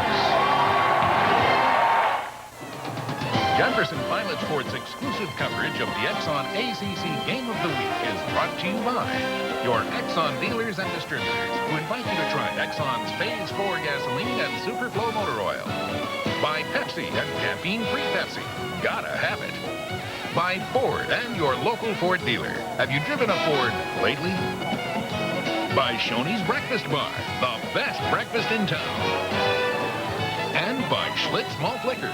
Try new Schlitz Malt Liquor Genuine Draft, the draft that's more than a beer. You'll like it like this. Welcome back to Carter Finley Stadium in Raleigh. The North Carolina State Wolfpack leading Clemson 6-3 in our ACC, our Exxon ACC Game of the Week. Let's go to the sidelines where Mike Hodwood is talking to Clemson coach Ken Hatfield. Here on the sidelines. Coach, first question is, how's your quarterback, Richard Moncrief? Well, he's hurt. He hurt his hip again, and we don't know. We just have to wait and see. I don't know how much he'll be able to play in the second half. So we're going to have some new quarterbacks in there. They're just going to have to do a good job. How much do you change things when you have a young kid like Sapp in the game? We're not going to change very much because we've been working him. We're going to run the same plays our kids know how. He's just going to have to come of age in a hurry, just like Louis did. All right. That's Ken Hatfield, head coach at Clemson. Thank you very much, Mike. Interesting. He said quarterbacks, and the usage of quarterbacks could dictate the play call in the second half. I think we will see Lance Easton like we did in the first half. It bears repeating that we're really talking about the 13 quarterback because of the injury last week to Louis Solomon. Viditik to kick it away. This is Hood. Greg Hood cutting for the sidelines. Now gets a little bit horizontal out to the 36-yard line. And he's brought down quickly there by Eric Counts. It's a 15-yard return, and Clemson now will set up at their own 36-yard line, 1st and 10. We'll have to watch each time out to see who comes out at quarterback. It's going to be Patrick Sapp this time out. They'll use both Sapp and Easton. And it may change within a series, too, depending on down and distance. And Ken Hatfield has not ruled out seeing Moncrief back in there, maybe for a series. Blunt and Harris are the running backs. This is Blunt. Big hole for Blunt out to the 41-yard line. Brought down by Tyler Lawrence. It's a gain on the play of about 5. It'll bring up 2nd and 5. Right there, the typical I formation deep handoff to the tailback and let him read the flow of the defense and try and cut against the grain. Blunt did a nice job of it. So 2nd and 5 for Clemson. They deferred to the second half, and now they want to mount a drive. Jason Davis in motion. Pitch to Blunt. David Merritt meets him at the line of scrimmage, and he gets up over the 41 to the 42. Maybe a yard on the play. Excellent effort by David Merritt, the outstanding inside linebacker, number 34 for NC State. He was blocked on the play by Rudy Harris, got back onto his feet, and made the tackle. Leading tackler for NC State on 106 on the season. Watch the right side of your screen. Number 40, Harris, right there, knocks Merritt down. He gets back up, and from his knees, makes the tackle. 3rd down and 4. 3 wide outs in. Clemson trailing 6-3. They're at their own 42. Sapp to throw. Now to run. Has the first and more. Look at him go. And Turner drives him out of the NC State 32-yard line. It's a 26-yard gain for Patrick Sapp. He is a wishbone quarterback in high school, and he is 240 pounds. And when you get this guy out into the open field, some of the Clemson fans unhappy. They thought the shove was a little extra on the sidelines. Watch the left side of your screen. Good block right there by Dwayne Bryant. That got an extra 10 or 15 yards. Right there, Ricky Turner shoved him out of bounds. He hit him, though, when he was still inbounds. See where the contact's made? It was still inbounds. He stopped, but Patrick couldn't stop and ended up going into the Gatorade table, if you will. 26 yards for Patrick Sapp. 1st and 10 at the 32 of NC State. Fumble on the exchange. NC State has it. Damian Covington will pick it up. The 2nd fumble of the day for the Clemson Tigers. Sapp never had it from center. Now Clemson trying to say that Patrick was down, but he never had control of the football when he was down. See right there, he's trying to grab it. He never had control of it. It popped away again, and Damian Covington comes up with a big fumble recovery. 1st and 10, North Carolina State at their own 31-yard line. First fumble they picked up, they got in Clemson territory at the 29. There you see Damian Covington again. Jordan throws, overthrows. Hinton covered on the play by Jeter. When teams have gone from left to right this afternoon, particularly Terry Jordan, the ball has really sailed. After a very good start in terms of efficiency, Jordan now just 8 of 14 and averaging just a little more than 7 yards of completion. He missed his first pass, hit the next 7. Now he's only hit 1 of his last 7. Clemson showing blitz from their inside linebacker. Jordan to Barber, but Simmons and Buckner meet him at the 31. It's actually a loss of a yard on the play. One of the things that Clemson is also doing differently, they started that in the first half. Big number 89 there, Brinson Buckner, was a defensive tackle a year ago. When Rob Bodine graduated, they moved him to nose guard. Al Richard has struggled at tackle, so they have moved Buckner back to tackle, and they have put Carlos Curry in as their middle guard. 3rd down and 11 to go. NC State with a 6-3 lead. Jordan sails one up high. Incomplete, and that brings the punting unit on. Wayne Simmons putting pressure. Ryan Fitzgerald coming out of the backfield was in man-to-man coverage with Wayne Simmons. And, of course, Simmons, who runs a 4.5 40, had no problem staying with the speedy Fitzgerald. This is Darnell Stevens back to get the kick to Tim Kilpatrick. So NC State fails to score or fails to get more than one first down. Kilpatrick gets a beautiful one out. And it stays in play. Pruitt downs it at the 9-yard line. A 60-yard punt for Tim Kilpatrick. Clemson will get it back at their own 11-yard line, down by 3.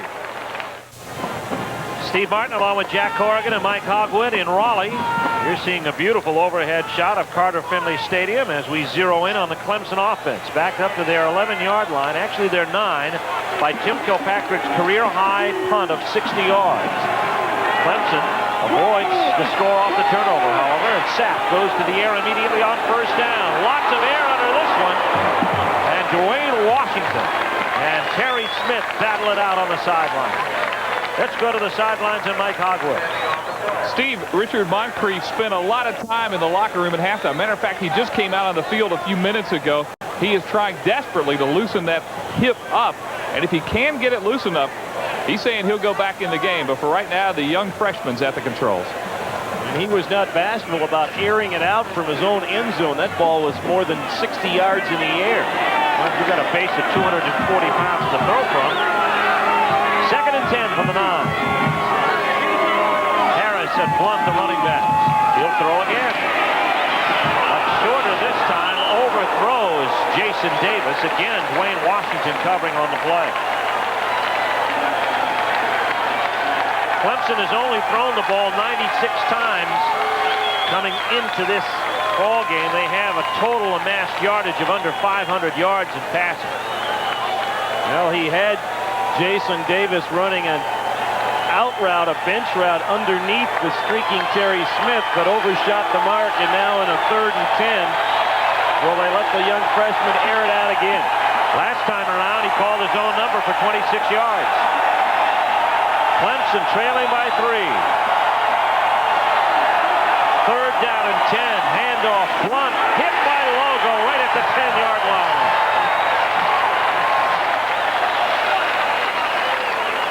Logo and Akins, the 2 defensive tackles. Logo at the nose, doing an outstanding job. Now, somehow I had the feeling they were not going to try the pass again on 3rd down, and so did NC State. And Ricky Logo, at 280 pounds, anchors the defensive line as well as anybody. 7th tackle today for a guy who doesn't pick up an awful lot of tackles. It's his job to tie down linemen and let linebackers make it. Today, he's participating in both ends, and Welch gets a beautiful punt away. Turner now has to do something with it, goes down to one knee. He'll be decked at the 17. This is a 70-yard punt by Nelson Welch. Boy, NC State figuring they had great field position with the 3 and out inside the 10, and Nelson Welch answered the Kilpatrick punt with a better one. So it's become a game of field position, Jack, as North Carolina State takes over with 11:23 left to go here in the 3rd. They could not do anything with the good fortune given them by the turnover. Now they have it via the punt. 1st and 10 with Barber and Maynard the setbacks for Terry Jordan. The option. Barber follows the block of Ray Griffiths and gets himself out to the 27-yard line. Darnell Stevens in on the tackle. It's going to be at least an 8-yard gain for North Carolina State. Good play fake that time with Greg Maynard by Terry Jordan to pull in the outside linebacker Wayne Simmons. You recall on the last sequence when they tried to run the option, Simmons was out there waiting for Barber. This time there was open space, and Anthony goes over the 100-yard mark in rushing. 79 of those yards came on one play. 2nd down and 1, a gain of 9. Pitch to Barber. They go the other side this time. Tim Jones and Brenton Bruckner in pursuit along with Ashley Shepard. Barber is decked for a loss back to the 23. The 2nd and short, you figure, well, they think we're going to go inside. We'll try and go to the outside. Buckner, who has got an awful lot of quickness for a big guy, He's a 300-pounder, but don't tell that to Anthony Barber.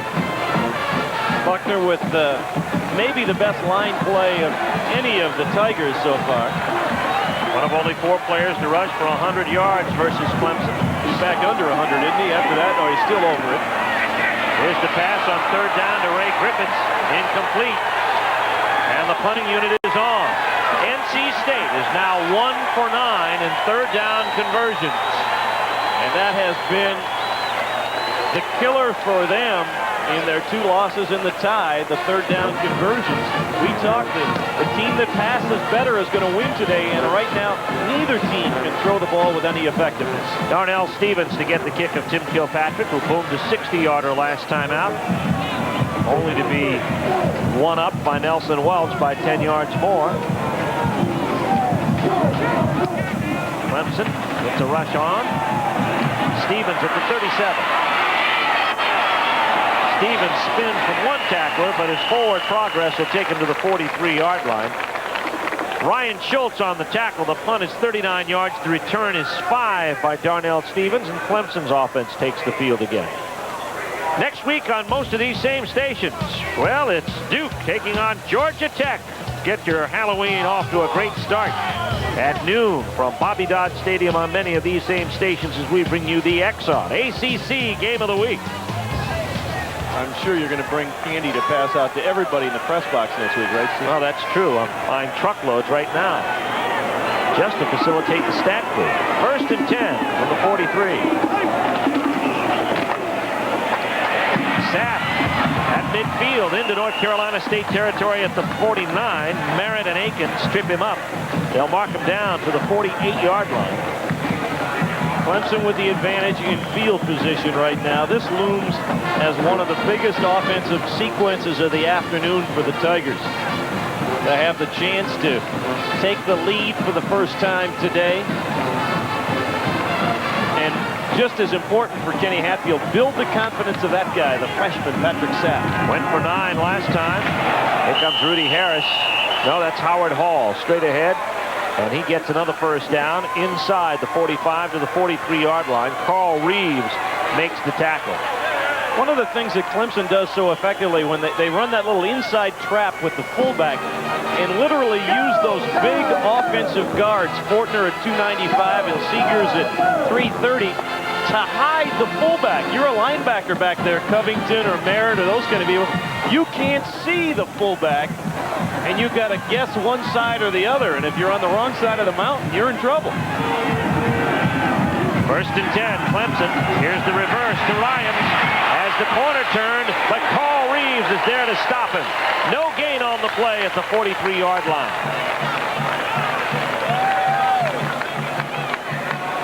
Carl Reeves with quite a play. Greg Gianamore does not have the speed. You see, Akins can't catch up to him. Gianamore forces him back inside, and here comes the relentless one, the cyborg, as you said, Carl Reeves. 13 tackles out of Logo and Reeves today. 2nd down and 10. Ball at the 43-yard line of NC State. Sapp gives to Hall, and Hall can't escape the grasp of Damian Covington. Otherwise, he might have had some big yardage. He's down to the 37. It's a gain of 6. But pretty good block that time by Bryce Nelson, who is in the ball game right now playing center. That enabled Hall to slant off and get halfway to first down yardage. Clemson is 4 out of 10 on 3rd down. They trail 6-3. They're at the NC State 37. Sapp takes it inside, pitches at the last moment to Ronald Williams. Williams is on his way, and Turner finally drives him out of the 22-yard line. That's what a 240-pound quarterback brings you. It ends up being a 15-yard gain when Patrick Sapp was stopped. Right there, Reeves and Covington cut him off, but they couldn't bring him down quickly enough. He made a good pitch to Ronald Williams, and they pick up a crucial first down. At the North Carolina State 22. Sapp at the controls for the injured Richard Moncrief. Fullback Howard Hall gets very little yardage. Janamore is there. Covington is there. Logo is at the bottom of the pile. And there's no gain. Ricky was the one who made the first contact and just literally closed the area of room for Howard Hall. Ricky and Hall went helmet to helmet, and shaking the cobwebs out there. Second down and 10. Ball at the 21 of NC State.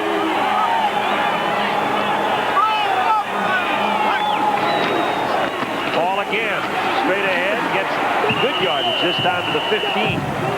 Gain of 6 on the play, brings up third down and 4. Covington helped out on the tackle for North Carolina State, and also Greg Janamore. Hall getting the bulk of the carry from the fullback spot in the second half. And always taking 3 plays to make a first down. That's that grinded out style. Like Les Hall, the big offensive tackle, says, Clemson offensive football is a wear you down style of football. Well, they are chipping away at the NC State defense. Third down and 3. Clemson trailing 6-3, but knocking on the door. Williams goes up and is going to be short of the first down. He launched a little early. Well, he had no choice. Ricky Logo had such great penetration. The pile was really into the Clemson backfield, and watch Logo slice through, and that forced Ronald Williams to jump sooner than he wanted to, and he ended up a good yard shy of the first down marker. Clemson time. Yep. Kenny Hatfield has not sent Nelson Welch on the field. He feels that Patrick Sapp is moving this ball club well enough. The Clemson folks along the far sideline are appreciative of it.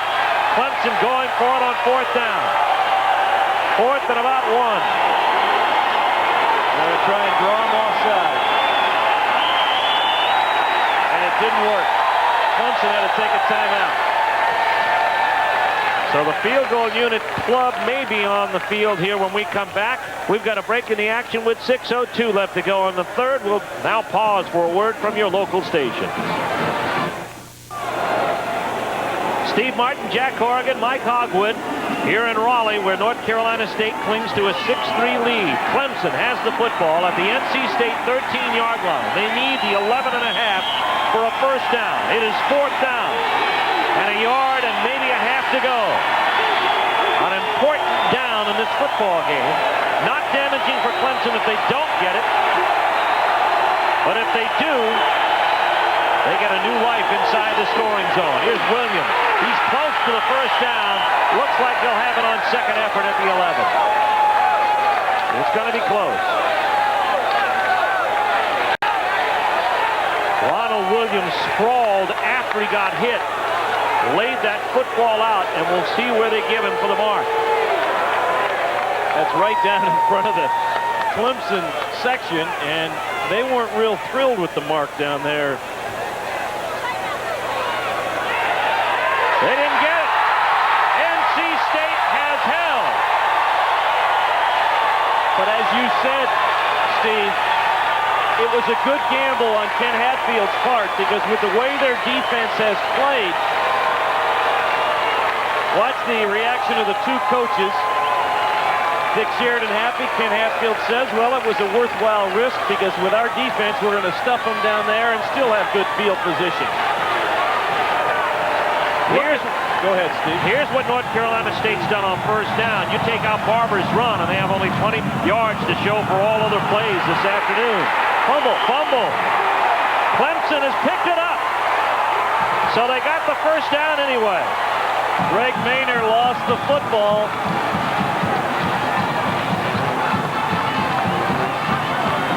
And at the bottom of the pile, Carlos Curry.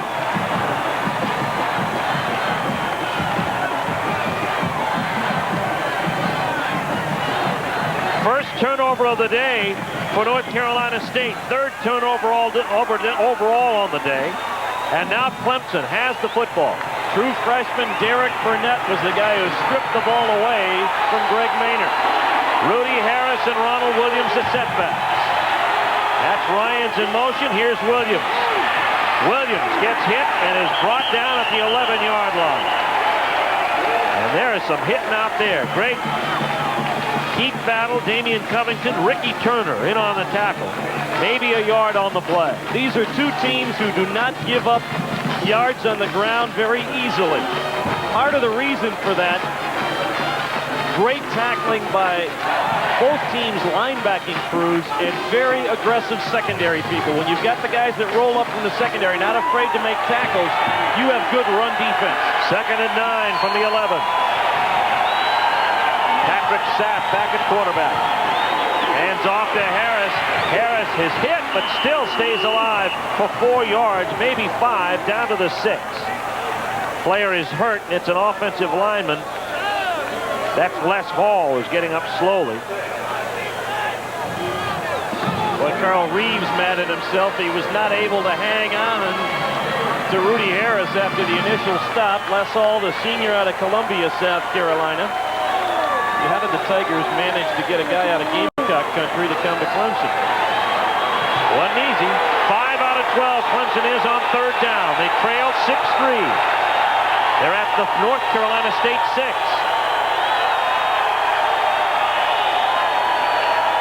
Handoff goes to Blunt. Blunt is going to be short.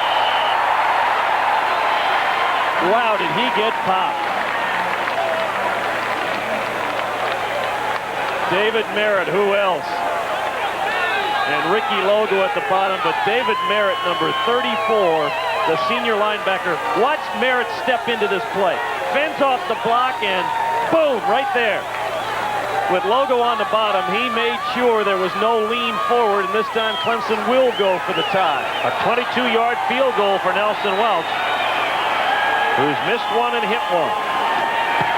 There's the kick, and it is good. So Clemson cashes in on the costly NC State turnover, taking it in on 3 plays with a field goal by Nelson Welch, and we've got a tie ball game with 3:43 left to go in the 3rd. Back in Raleigh, Steve Martin, Jack Horgan, and Mike Hogwood at Carter Finley Stadium. North Carolina State and Clemson are now dead even. Steve Benedict and Nelson Welch have done all the scoring. 2 field goals apiece, and NC State is indeed fortunate. When you give up the ball at your own 12-yard line, usually teams take it in for 6. Clemson couldn't, so NC State winds up still with a piece of the lead as they are tied. Here is Welch kicking to Barber. Barber is going to bring it out from 4 yards deep. Wall is there, and he is shoestring at the 16-yard line. The tackle made by Matt Reeves, a freshman out of Anderson, South Carolina. And Anthony Barber tried to make something out of a 4-yard deep kick. He comes back out onto the football field. And this is the time from an NC State perspective where Terry Jordan has to step up. After a promising start, he has struggled. Has missed his last 6. 1st and 10, NC State in their own 17. There's the fake and the pitch to Barber. Plenty of white shirts waiting for him on the corner, and there's not much room for any type of game whatsoever. It's Derek Burnett again, number 47, as well as Ashley Shepard. There's Burnett, the guy they really like out of Columbus, Georgia. Was considered the number 1 high school linebacking recruit in the country. He has not disappointed the Tiger coaching staff. 46 tackles so far this season. Wake Forest leading Army at the half. Virginia starting to pull away from William & Mary. Jared Washington doing a nice job there. Down the road, Maryland has a small lead. Here is Terry Jordan scrambling on 2nd and 10. He's headed to the sidelines. He gets a very small gain to the 13-yard line. Actually, he's driven for a loss at the 13-yard line by Warren Forney. Well, there was a situation where Terry Jordan did not help Sean Johnson, the guy trying to block for him. If Terry stops and holds his ground, Johnson has a chance to get an angle on Forney. By continuing to run wide, Forney could force him out of bounds and set up a 3rd and long. NC State 1 out of 9 on 3rd down conversions. They're tied at 6. And they're 3rd and 12. Jordan passes complete to Hinton at the 21-yard line. He's driven back. Ball is fumbled, but it's blown dead. His forward progress is the 21. It's shy of a first down. The gain is 7. Tim Jones on the tackle. Well, Terry Jordan on 3rd and long shows an underneath receiver, and it was going to take a great effort by Robert Hinton to get the first down, and he wasn't able to do so. And there has to be a lot of concern about the stagnation of that State offense here again this afternoon. Kilpatrick back to punt. He's had a great day back there, nailing a 60-yarder. They need something similar to that here. Stevens backpedaling, has it at 31. Stevens, nice return out to his own 46-yard line. Schultz is there on the tackle. It's a 15-yard return of Kilpatrick's 48-yard punt. The Family Channel airship has been overhead all day, and we want to thank pilot Jim Dexter and his crew. The airship can stay aloft 15 hours with a cruising speed of 32 miles per hour, which would get Jack to Cleveland somewhere next Thursday. 1st and 10 for Clemson at their own 46-yard line. 153. There's the perspective from here to there. He's not caught in traffic. Minute 53 left to go on the 3rd. Excellent field position for Clemson. Sack. Chased by Covington. Pinckney joins Chase. Here comes Aiken. And now Carl Reeves will finish him off at the 40-yard line. 6-yard loss. So what a load. What a load. I mean, if he had been able to step out of the grasp of Carl Reeves, he had nothing but green in front of him. Look at him making people miss. And finally, Reeves, hanging on for dear life, wrestles him to the ground. 2nd and 16. 3 wide receivers, Smith and Ryans to the wide side of the field. Sapp still has it. This time he's brought down by Damian Covington at the 41-yard line. Great tackle by Covington, gain of 1. It was not going to be the last-second pitch this time by Patrick Sapp. Covington got both shoulders that time. That was the difference. When he made that late pitch earlier in the ball game, the tackle was down around the waist and the arms were still free. Covington went much higher that time to deny Sapp an opportunity to pitch the ball to Rodney Blunt. 3rd down. 14 to go. Clemson and North Carolina State tied. 32 seconds left in the 3rd. Here is Harris, breaks a tackle. Turner can't get him. He's got the first down. Reed knocks him out of bounds at the 32-yard line. Rudy Harris for 26. He was a tailback in high school, one of the top recruits in the country out of Brockton, Mass. The same hometown as Rocky Marciano and a number of other big boxing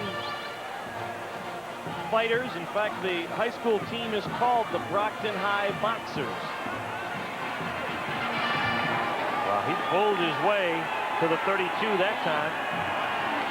1st and 10. Howard Hall from Gastonia, North Carolina, gets to the 30, gain of 2. Covington and Lawrence in on the tackle, and time rapidly running out in the 3rd. Couldn't think of the other boxer. How could I forget Marvin Hagler? How could you forget Marvin with my hairdo? Marvelous Marvin Hagler. That's the end of 3, but Clemson has taken the momentum away. They've also tied the ball game here at 6 with a quarter to play here in Raleigh. Steve Martin along with Jack Horrigan and Mike Hogwood. We're at Carter Finley Stadium, and you're getting a real good aerial view from the Family Channel airship. Taking the pictures from on high this afternoon. A beautiful day for football, and Clemson and North Carolina State have declared war on each other. It's 6-6, a battle of field goal kickers. Clemson, though, marching in NC State territory where most of this second half has been played. They're at the 30. They're looking at 2nd and 8.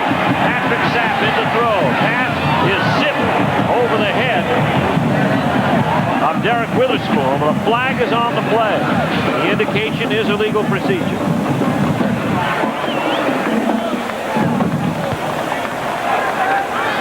Illegal motion on the offense, 5 yards. The umpire was talking with Patrick Sapp. William Wampler, who is the umpire this afternoon. Dale Phillips is the referee.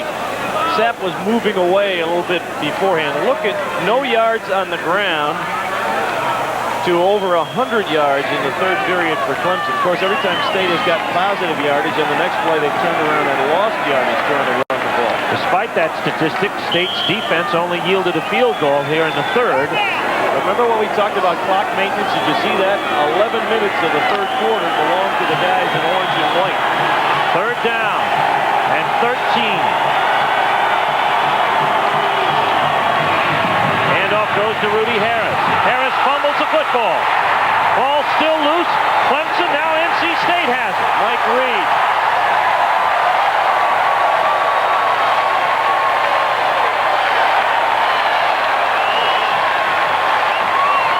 Robert Jackson of Clemson, the last guy to have a good shot at it, and he couldn't come out. Watch the ball get popped free on the hit by Ricky Turner as he stripped the ball away.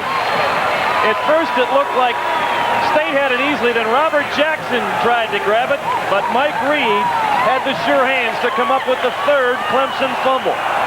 First and 10 NC State, ball at their own 17-yard line. Terry Jordan hands off to Barber. Big hole up the middle, and Barber out over the 25 to the 26. Darnell Stevens and Ashley Shepard bring him down. A gain of 9 for Barber, who's over the century mark this afternoon. 79-yard run early in the second quarter. Now just 24 yards since that point, and that comes after a 9-yard gain by Anthony Barber. Importantly, it came on first down. They haven't gotten an awful lot since midway through the second quarter on first. Here's Maynard. Maynard in open field. Out to the 40. Gain of 19. Darnell Stevens on the tackle. Ted Kane learned a lesson in the third quarter. Several times they had gotten good yardage on first down, tried to run the option on second down, and paid for it. This time they again go inside. Good play call, and the big guy atoning for a fumble himself earlier in the game gets it out to the 40. First and 10, North Carolina State. Goins and Hinton are the wide outs. Clemson showing man coverage. Jordan will check off. Handoff goes to Barber. Another inside run, and Robert O'Neill traps him at the 47-yard line. Gain of 7. That last run gave NC State its first down of the second half. And you might say, well, what was Terry Jordan doing? You can hear all the NC State fans worried. He recognized man coverage and said, if I can pop this inside, there's running room because the defense is spread beyond the box. Second down and 3. This is Maynard. Same sequence of events, and they get out to midfield, but shy of the first down by a half yard. Curry and Warren Forney are on the tackle. In a 6-6 ball game, you still have to hearken back to guys making great individual efforts. And when you think of the Barber 79-yard run, the biggest play of the ball game for Clemson was the effort by Robert O'Neill to stay with the play and stop Barber shy of the goal line. That forced the field goal. Be a different game if it was 10-6 right now. NC State 1 out of 10 on third down conversions. A yard shy of a first down here, and Maynard may have it. Maynard's got it in NC Clemson territory. Calhoun, Simmons, and others in on the tackle.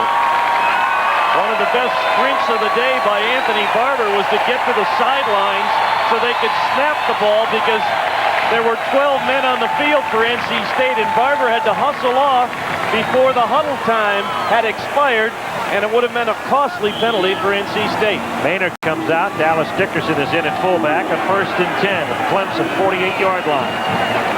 Score tied at 6. Here's Barber. Big yards up the middle, and NC State's getting it done, tackle to tackle.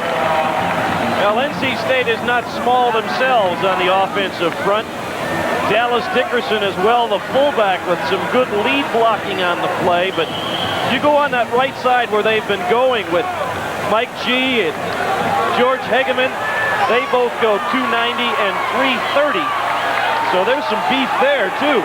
Second and 5. NC State now driving. Here's Jordan. fakes and has the ball batted down. It looked like it was Shepard or Forney. Shepard batted the pass of Terry Jordan down. It'll bring up 3rd down. Well, they wanted to run the little stop-up route to Robert Hinton, but I got to tell you, Hinton ran it so short that Jordan had to reload. And when he had to reload, that enabled Forney and Shepard to step up and make a good defensive play for Clemson. 3rd down and 5. NC State and Clemson tied at 6. Pass to Goins is complete, but the question is, does he have enough for the first? It is very close.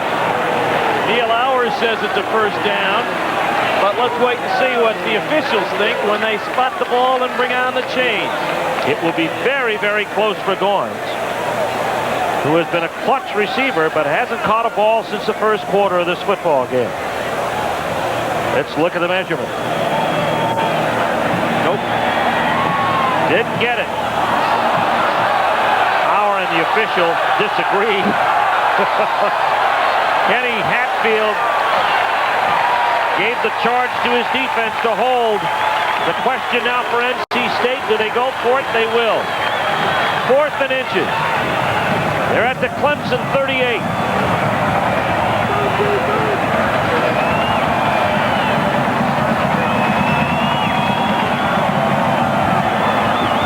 Score tied at 6 with 11:42 left to go here in the 4th quarter. Maynor and Barber, the setbacks for Jordan.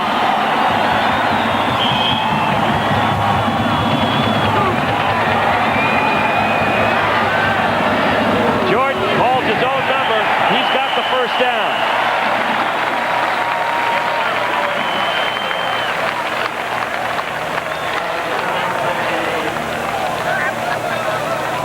That moves the chain once more, and the NC State drive stays alive. Jordan took it on his own shoulders, and if you know anything about Terry Jordan, how intense he is, that's no surprise. Well, leadership plays a big factor in Terry Jordan's football makeup. Even on a day when he is not throwing the ball well, he is still going to do the things he thinks his team needs to get it done. 1st and 10. Jordan to throw. Pumps long. Hands going. What a catch! There's the big play.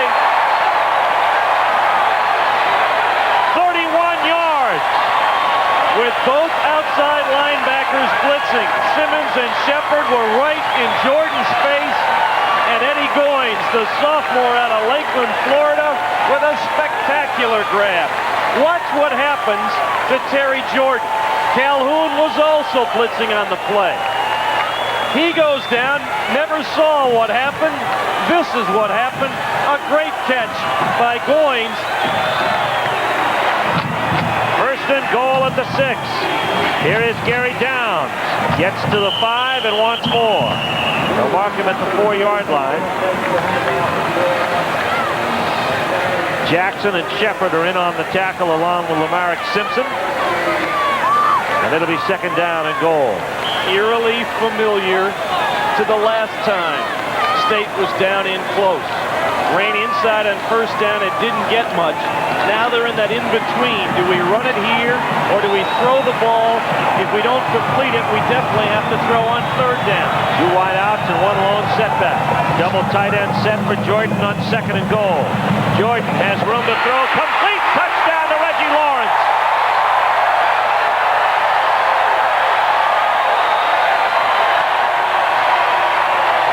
They ran the pick play, Steve.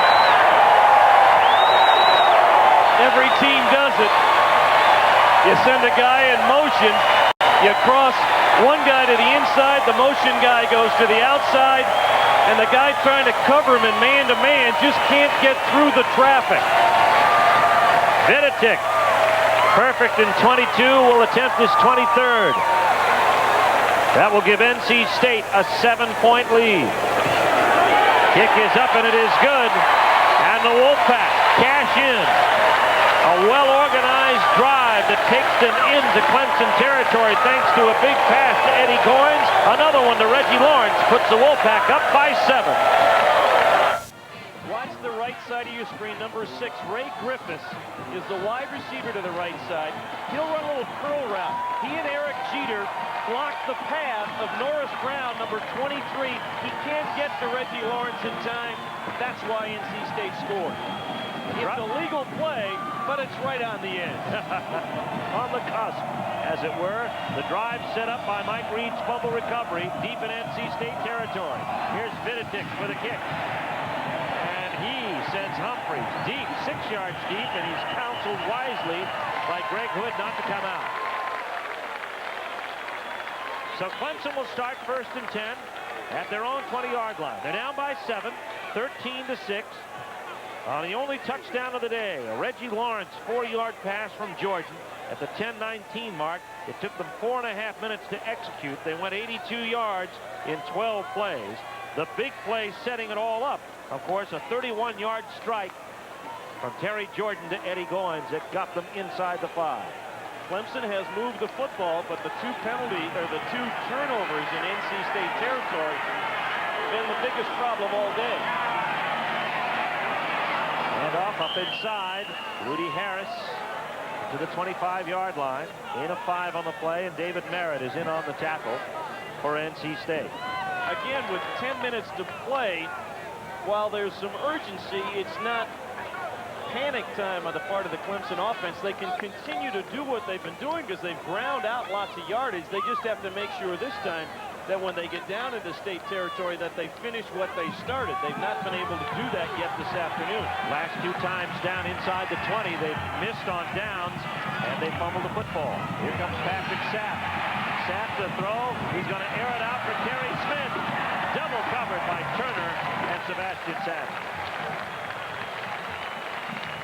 Patrick Sapp gave you an idea of what his arm is all about.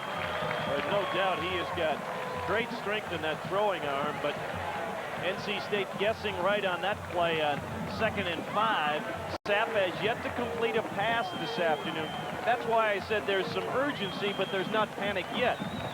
Get down under 5 minutes, 4 minutes to go in the game. If they're still down by a touchdown and they have to throw the ball much more frequently, then there's a little more sense of panic on the part of Clemson. 3rd down 5. Clemson trailing by 7. 13-6 the score with 10 to play. And Patrick Sapp wants timeout. There was 1 second on the huddle clock. He had no choice. Good presence of mind by the youngster. We'll go to the sidelines.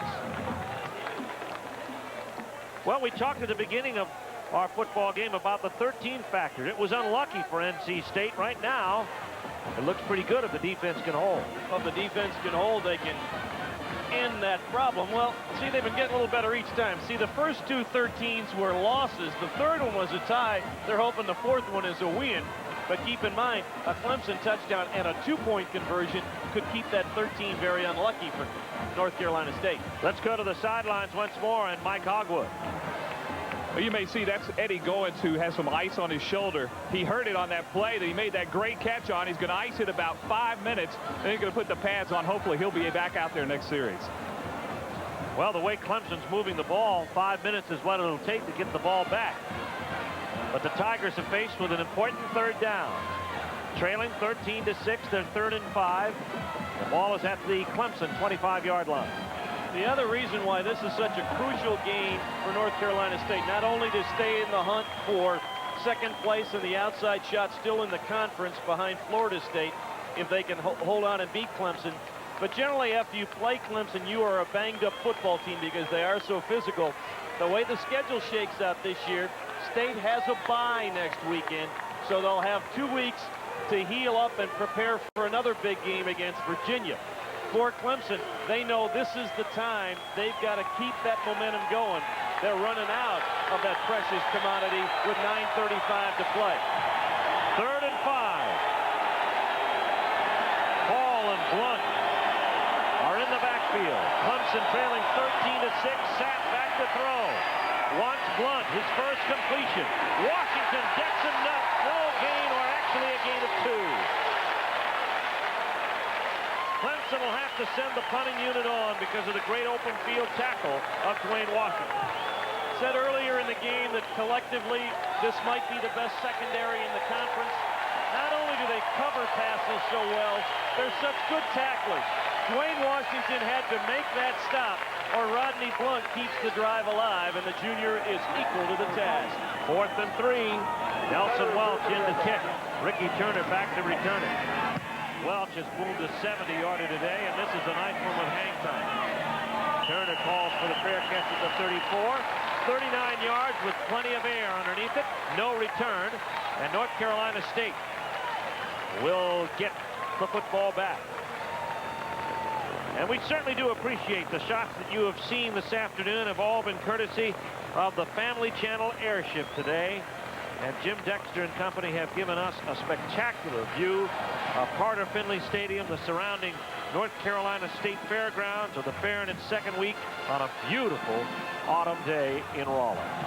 1st and 10, NC State. They want to grind it, Steve. They've got 2 tight ends, Schultz and Auer, in the ball game. They've had success on the ground recently, but they won't get it here as Barber is snuffed out behind the line of scrimmage by Kenzel Jackson. Scores from around the country in college football. East Carolina spoiling things at Pittsburgh's homecoming, 21-3. Alabama. What a great defense the Tide has this year. And Appalachian State is leading Furman in Southern Conference play in Boone, North Carolina by a field goal at the half. Well, so much for the grind it out, losing yardage on first down. They take both tight ends out and go to 3 wide receivers. 2nd down and 11. Play action. Big rush is on, and they converge. Brenson Buckner sacks Jordan back to the 25. That's the 3rd sack of the afternoon. Well, one sort of ace in the hole, if you will, for Ken Hatfield was that Clemson defense is going to keep coming at you. And when they came up shy on 3rd down, I'm sure he told his defensive unit, hey, I need a 3 and out. I need to push him backwards. We got to get field position to get the ball back. The first 2 times they've been able to do just that. 3rd and 19. North Carolina State leading 13-6. Long play goes to Barber. Barber turns on the Jets and gets to the 38-yard line.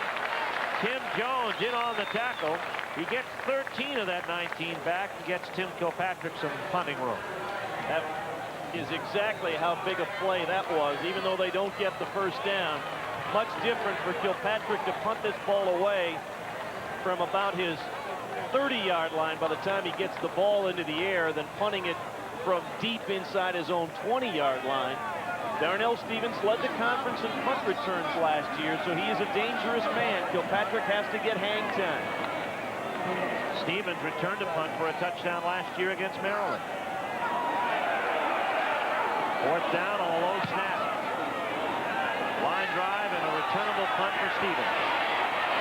Stevens heads to the sideline, but Neil Auer slows him down and brings him down to the 28, and we have a flag on the field. A 40-yard kick by Kilpatrick, a 7-yard return, but a flag coming on as they were unfiling down where the ball carrier was tackled. And it's against Clemson, another costly penalty for the most penalized team in the conference. We had a block in the back on the receiving team after change of possession. 10-yard penalty, 1st down. North Carolina State leading Clemson 13-6. We'll be back.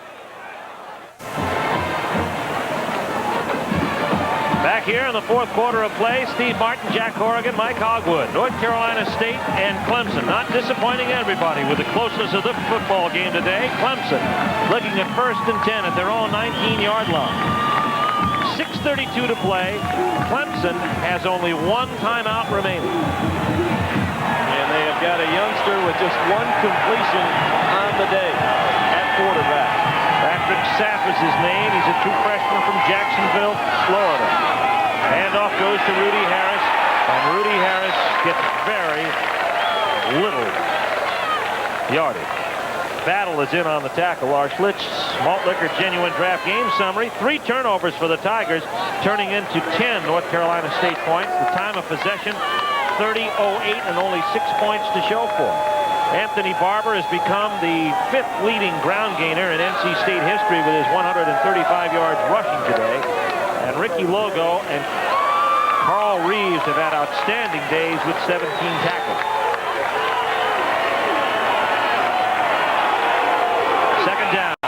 to throw. Akins in pursuit and a flag on the play. Fumble in the end zone. Picked up, touchdown, NC State. We'll wait for the flag. Damian Covington with the fumble recovery. It'll be a holding call on Clemson.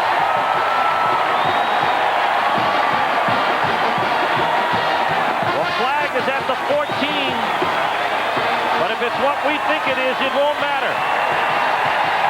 We have holding on the defense. Clemson refused. Touchdown. Keith Battle and John Akins, 48 and 96. And again, the inexperience.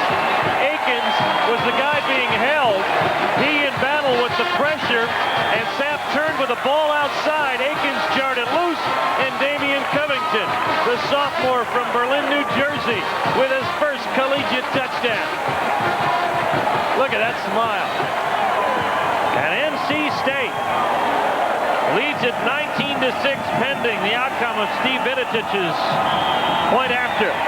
Covington, Akins, all in on the play. Covington with a touchdown, and NC State's defense, which is been a lot but hasn't broken, comes through. The kick is good by Viditich. And NC State claims a 20-6 lead with 5:44 left, and it happened so quickly. 4 turnovers, all fumbles on the afternoon for the Clemson Tigers.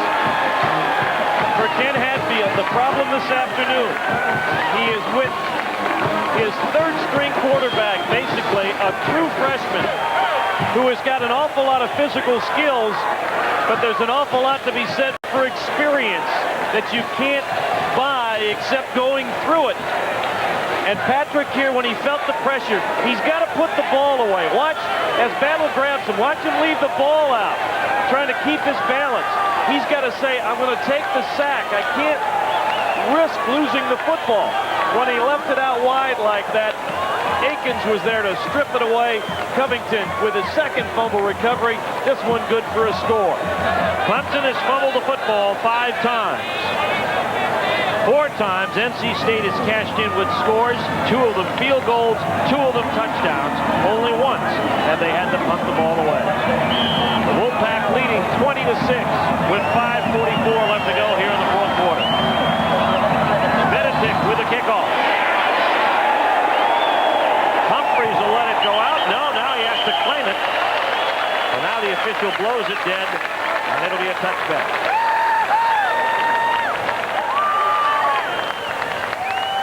Ken Hatfield with a very, very tall order now. A young man who has completed just 2 passes in his limited college duty. It was 1 for 2 coming into the ball game.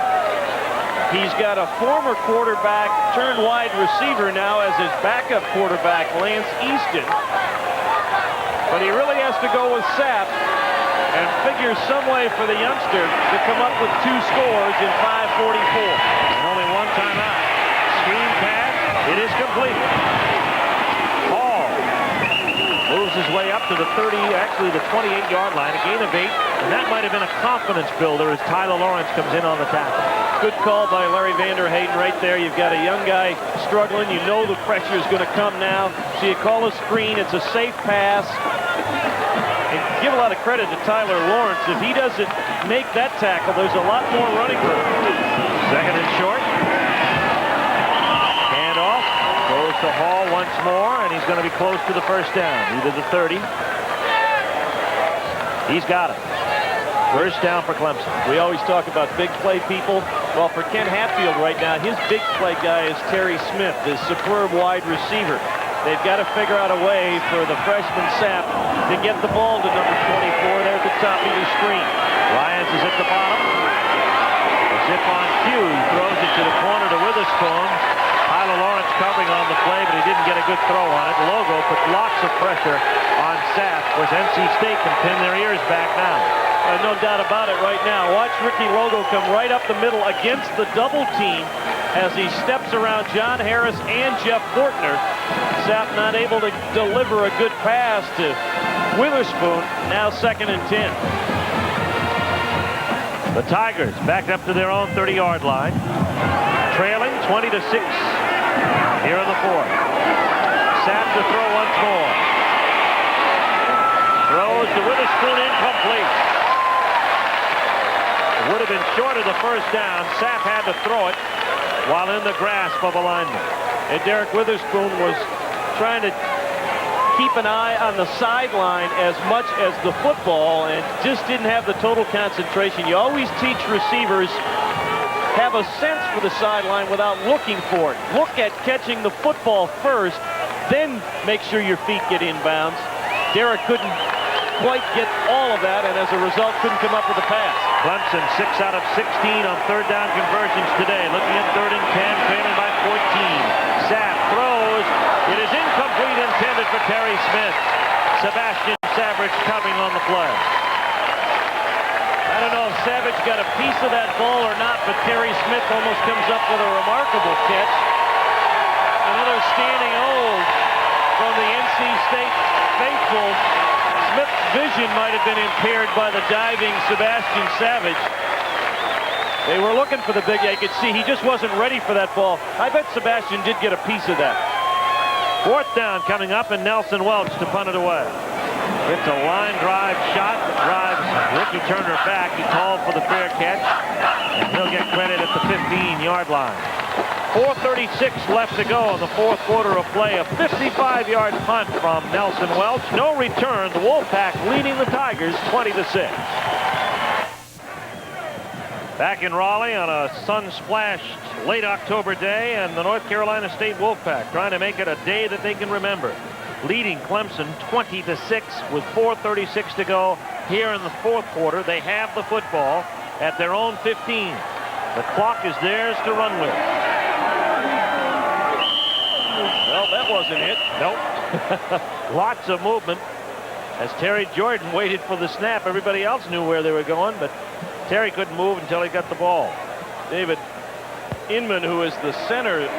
We have a dead ball foul. False start on the offense. 5-yard penalty. David, no, it's Kenneth Redmond who's now in the ball game. A redshirt freshman getting some time at center, and everybody moved, but Kenneth, who is in there playing for David Inman, who is substituting for Todd Ward, who had knee surgery. He might be back for the Virginia game. John Madry, our statistician, said the lineman already moved their clocks back. Here's the handoff, goes to Barber, and he is stopped cold right at the 10-yard line.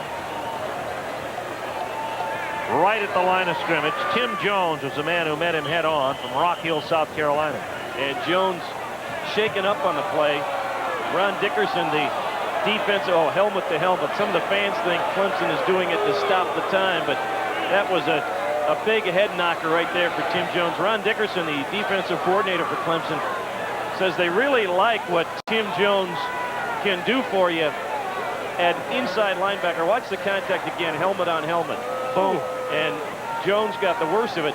The problem for Tim, he is a 205-pound inside linebacker. We're talking about Carl Reeves and what he has to do for NC State as a 220-pound defensive lineman. A 205-pound inside linebacker is giving up an awful lot. Dick Sheridan, since he's been at North Carolina State, has got a pretty good record against top 25 teams as they've come in. He's met another one here today. Clemson came in ranked 18th in the country, and if the Wolfpack can hold on, he'll be able to up that record to 12-10, beating Maryland, Clemson twice, and this would be the 3rd time around, and of course earlier this season taking on Iowa. Well, it also does a couple of other things. It gives them the edge again in the Sheridan era against Clemson. They would go to 4-3. It would drop Clemson to the 3-loss plateau in the conference for the first time since 1985. And the other factor, you know, it's always sometimes stated and always kind of felt in the background here in Raleigh that NC State has a tendency to come out of the gate great and then not be able to finish the year off. This victory, should they hold on to it in the final 4:21 with a bye week to rest and recuperate, and then go on and finish the stretch with Virginia and Duke and Wake Forest, NC State has a shot at going 9-2-1 on the year, and that's going to put you very much in the bowl picture, perhaps even a New Year's Day bowl. Now look at the 4 teams, the 5 teams with 2 losses coming in. One team could pick up a third, that's Clemson. Another 25 miles down the road, either North Carolina and Georgia Tech, provided that they don't tie. Virginia, of course, playing out of conference today. And North Carolina State putting itself in good position at 3-2 should they hang on for the next 4.5 minutes. Now you equate that or match that up with the top 25 in the country. Well, one of the great things this year is so many times this season on our ACC Exxon Game of the Week, we have had 2 top 25 teams playing each other, and that's the case here this afternoon. Number 18 against number 23. They are sending both teams to the sidelines right now as a precautionary measure. They are going to get out the board and strap Tim Jones onto that to make sure there is no serious neck problem. You can remember on this field a couple of years ago, Tommy Thigpen being carted off the field under similar circumstances, and fortunately it was not a serious injury. That's one of the great areas, you know, college football in general, and certainly here in the ACC, they've done wonderful things in terms of continually upgrading the medical assistance, the medical protection afforded to players from the doctors and the trainers. There's the contact. You can see how Jones' head was snapped back, and they just want to make sure there is no possible way they can aggravate the situation. So you do everything to protect this young man, make sure that he gets the best possible medical treatment, and hope that it is just precaution and nothing else, and that he'll be able to be back out there for the Tigers not too far down the road. You see the North Carolina State medical and equipment support staff out there, headed out there by Eddie Gardner, trying to get the necessary vehicles out onto the field so that they can move without further injury. Tim Jones. And there's the view from the Family Channel blimp, which has provided us with some outstanding pictures all day. You look at the traffic in the State Fairgrounds area and Carter Finley Stadium, which is due for an expansion here in the not too distant future. Well, everything is upgrading in this conference, the football and many of the facilities as well. When we were down in Tallahassee a couple of weeks ago, the upgrading going on at Doak Campbell Field, and the upgrade going on here at Carter Finley, and see the concern of the Clemson cheerleaders for sophomore linebacker Tim Jones. That's Ken Hatfield right out there in the middle of everything, looking on as Tim Jones is going to be lifted on the stretcher very carefully and taken from this field. That has brought the crowd to a hush here with 4:21. If you've just joined us, North Carolina State leads this ball game 20-6. 4:21 left to go in the 4th quarter. North Carolina State took the early lead on a couple of Steve Viditic field goals. Then Nelson Welch brought Clemson back to within 3. As you look at Anthony Barber, he was on the other part of that impact, but he knew where he was going. Tim Jones had to guess. Then Welch tied it up with 5:43 left in the 3rd, a 22 field goal. Let's take it from the top. Once again with North Carolina State, the 40-yard field goal by Viditic was set up by a fumble recovery, the first of what would be 5 on the day by North Carolina State. Then the second field goal giving NC State a 6-0 lead in the 2nd quarter. The key, a 79-yard run by Anthony Barber, but they had to settle for a field goal. Before the half was over, Clemson would get on the board on a 24-yarder by Nelson Welch. And that's when Richard Moncrief left the game. And that was a big factor, losing Moncrief for the rest of the day. Clemson dominated the 3rd period. They had 11 minutes of the 15 minutes with the football in the 3rd period, but could only get an equalizing field goal late in the 3rd quarter. And then NC State, after another Clemson fumble deep in NC State territory, had their first and to this point only drive of the 2nd half, culminating with the 4-yard touchdown pass from Terry Jordan to Tyler Lawrence. And then, of course, 5 minutes later, Damian Covington would recover a fumble. A ball knocked loose out of Patrick Sapp's hands at the 3 by John Akins. And Covington was there to recover it in the end zone. And North Carolina State, after the point after by Viditic, would go up by a score of 20-6. The concern on Ken Hatfield's face speaks for itself.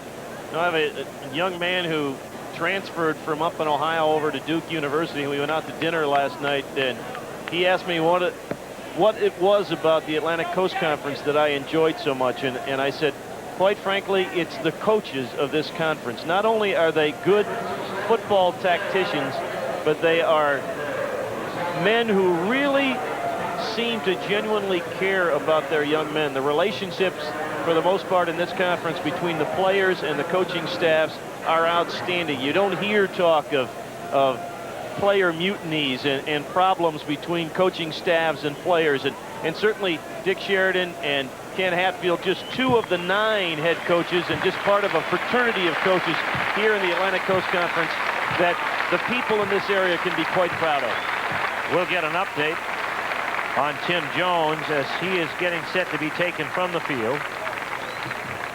And let's look at some scores from around the country. Wake Forest trying to put together a 3-game winning streak and go 4-3 on the season. They're 20-7 over Army.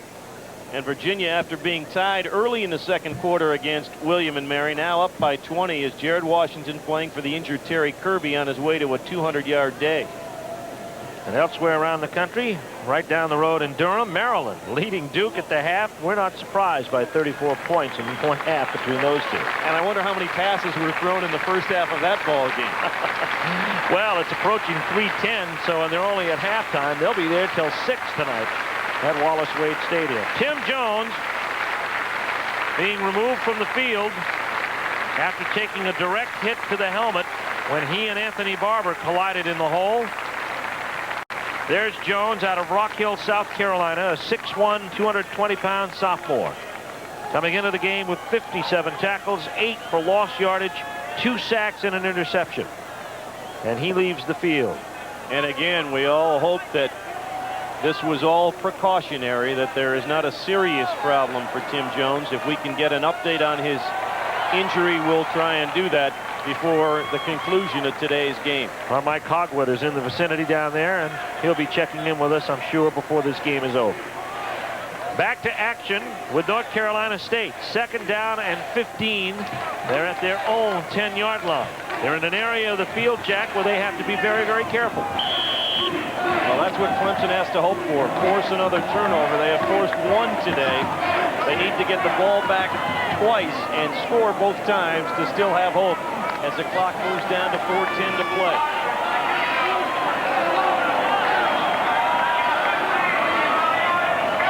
Terry Jordan. 2nd down, 15. We're back to action, and here comes Barber. Barber brought down by Darren Calhoun at the 10-yard line. Nice hit by Calhoun. With 3:50 left to go in the ball game, the clock's still rolling. Clemson only has 1 timeout. And that's a very important factor. Not only does that hurt them from an offensive perspective, they can't even slow the clock down here on defense. It's 3rd and long, 3rd and 15, and you know NC State just wants to run the clock down. They're going to run the ball again. Clemson probably could have saved about 30 to 40 seconds of time on this sequence had they had more than 1 timeout remaining. So they likely won't get the ball back until there's less than 3 to go. 3:22 showing on the clock now. Jordan pitches to Barber. Barber gets up over the 10, maybe to the 12. And now Clemson will use the timeout with 3:08 to play. 4th and long yardage. And if I'm Tim Kilpatrick, I gotta believe I'm going to see a lot of white jerseys coming at me. Have to have the punt of his life, or... Well, the big thing here is just to get the punt away. You're not, I mean, sure, you want to get distance, but you want to make sure the punt doesn't get blocked.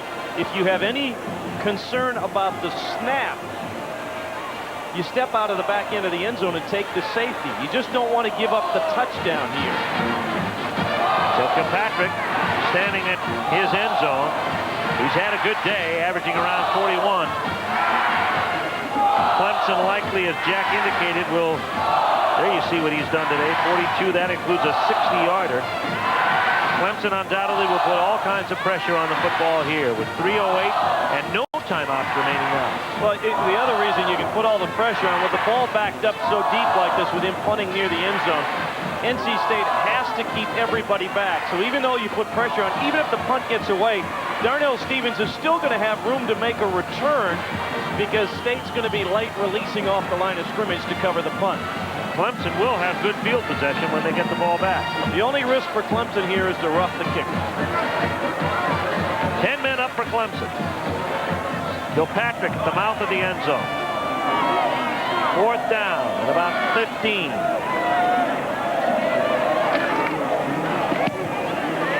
There's no roughing call. Stevens at midfield. Stevens reverses field. Ed Gallen chases him in reverse. They mark him down at the 36-yard line. He lost 14 yards. A 39-yard punt. Let's go to the sidelines where Mike Hogwood has an update on Tim Jones' condition.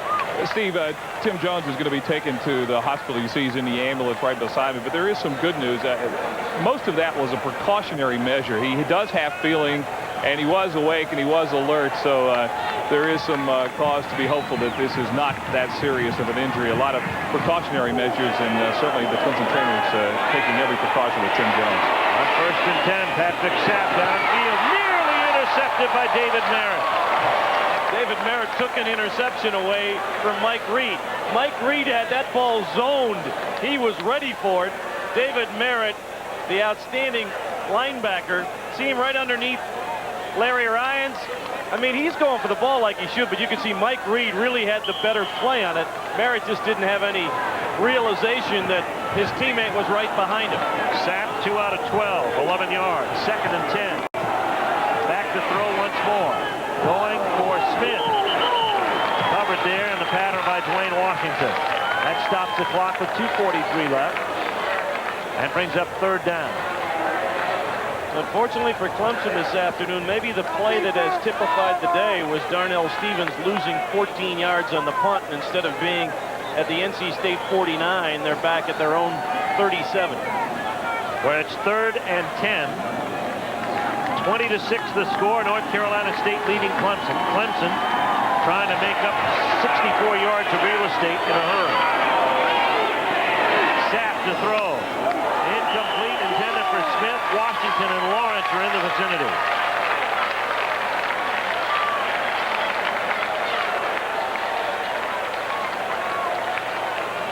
Sapp trying to find some way for Terry Smith to catch the football. And this is a tough loss for the Clemson Tigers because they really felt they had turned the corner with that comeback victory against Virginia and then the win last week against Duke. Here's Sapp once more on 4th down. He gets sacked. Reeves, Atkins, Battle, Logo, name them all. They're in on it. That's a fitting finish to a great afternoon for that NC State defense. From Ricky Logo, the big guy in the middle, and you just spread yourself out from there. Logo, Reeves, Covington, Merritt, that secondary, Akins, they've all had big games this afternoon. They knew they had to have a big game. It was a game that their defense was going to have to win it for them, and they certainly set the tempo. Twice, Clemson penetrated the NC State 40. Once they gave up on downs. The second time, Mike Reed picked up a fumble that led to what would be the game-breaking score. Here is Anthony Barber on 1st and 10. Picks his way through the 30-yard line down to the 27. Wayne Simmons is in on the tackle.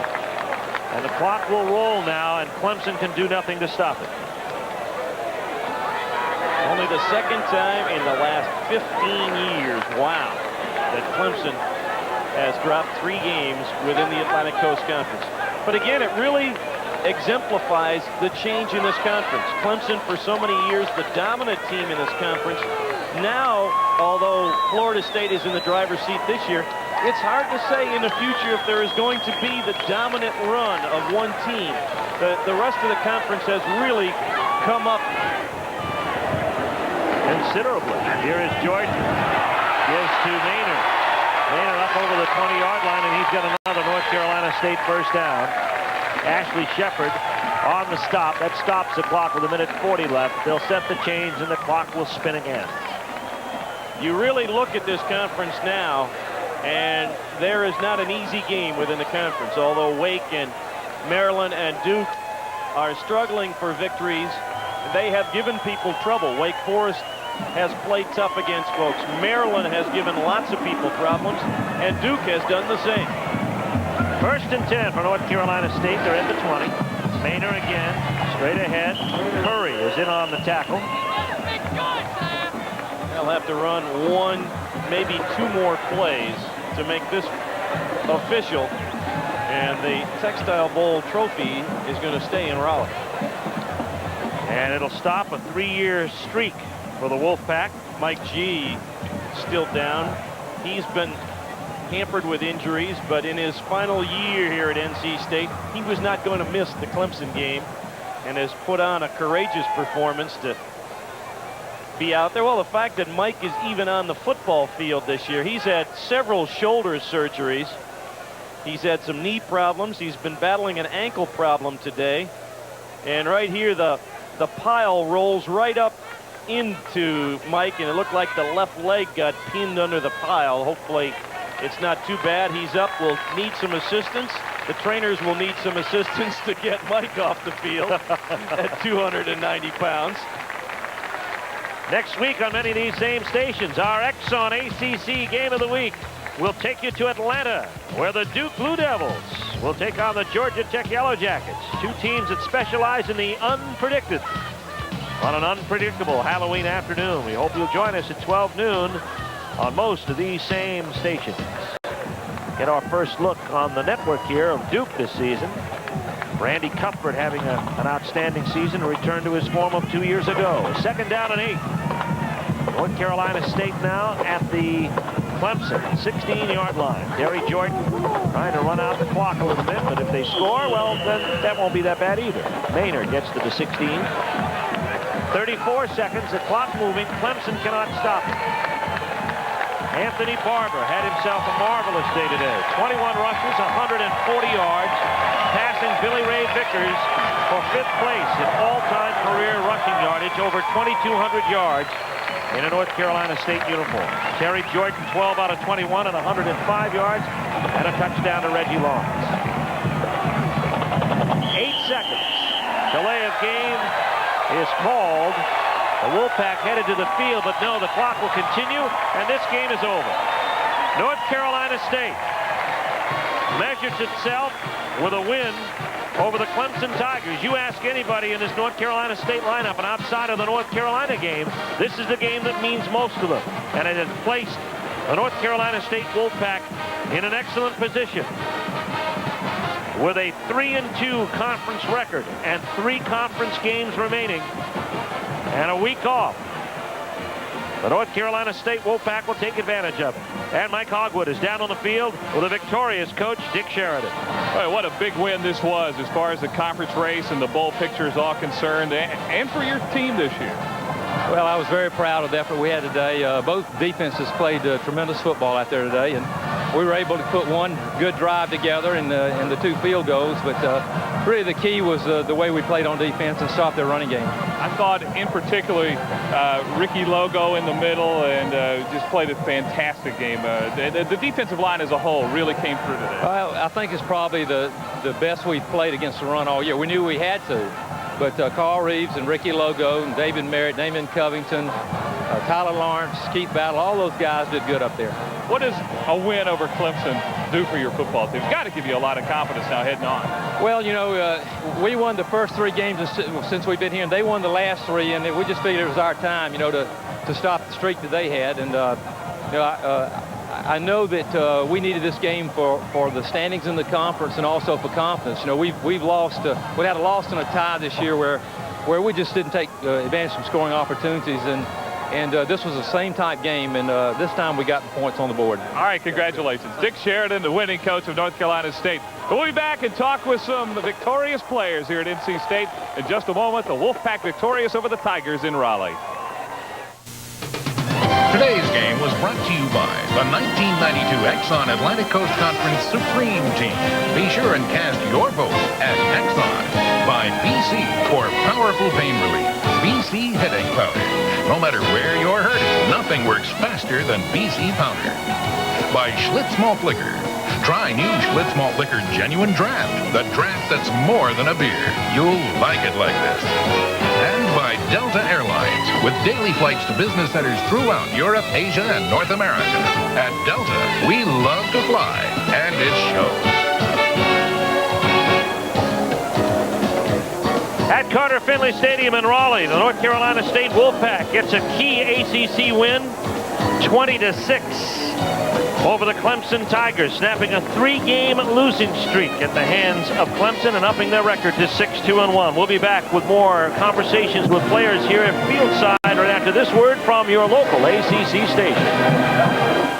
NC State scores 14 in the fourth to beat Clemson 20-6. Let's go to the field and Mike Hogwood. Thanks, Steve. Boy, Kyle Reeves outmanned by 70 pounds a guy up there, but you came through today with some big plays. Well, coming into the game, I expected them to come out with a hard-nosed approach, and that's just what they did. It was a great game, defense and offensively wise. It really means something to beat Clemson, doesn't it? Oh, yeah. Like I said in the interview before, this was for the bragging rights. And I think we've proved to a whole lot of people in the nation, as well as the state, that we can play a little ball at North Carolina State. I want to get your running mate in here, the Chief. Ricky, well, you know, normally you're not credited with a lot of tackles. You set up the other guys. Today, you were in on a lot of plays. Well, you know, we had a big challenge ahead of us. You know, you got a big offensive line that came in here averaging 300 plus. I had to step up, you know. We got a lot of light guys on the team, so I took it kind of personal, you know, the battles in there in the trenches, but I was just happy for today's performance. The defensive line seemed to really control this game today, and you made a statement in it early. I know you guys thought that would be the key, how you played on that defensive line. Oh, yeah. If we can establish Clemson's offensive line, we can stop the running game and get them to throw a little bit. That was our main goal that we did this week, and fortunately we stopped the offensive line, we controlled the line of scrimmage, and we were able to control the running game, so I was just happy for the performance. All right, congratulations.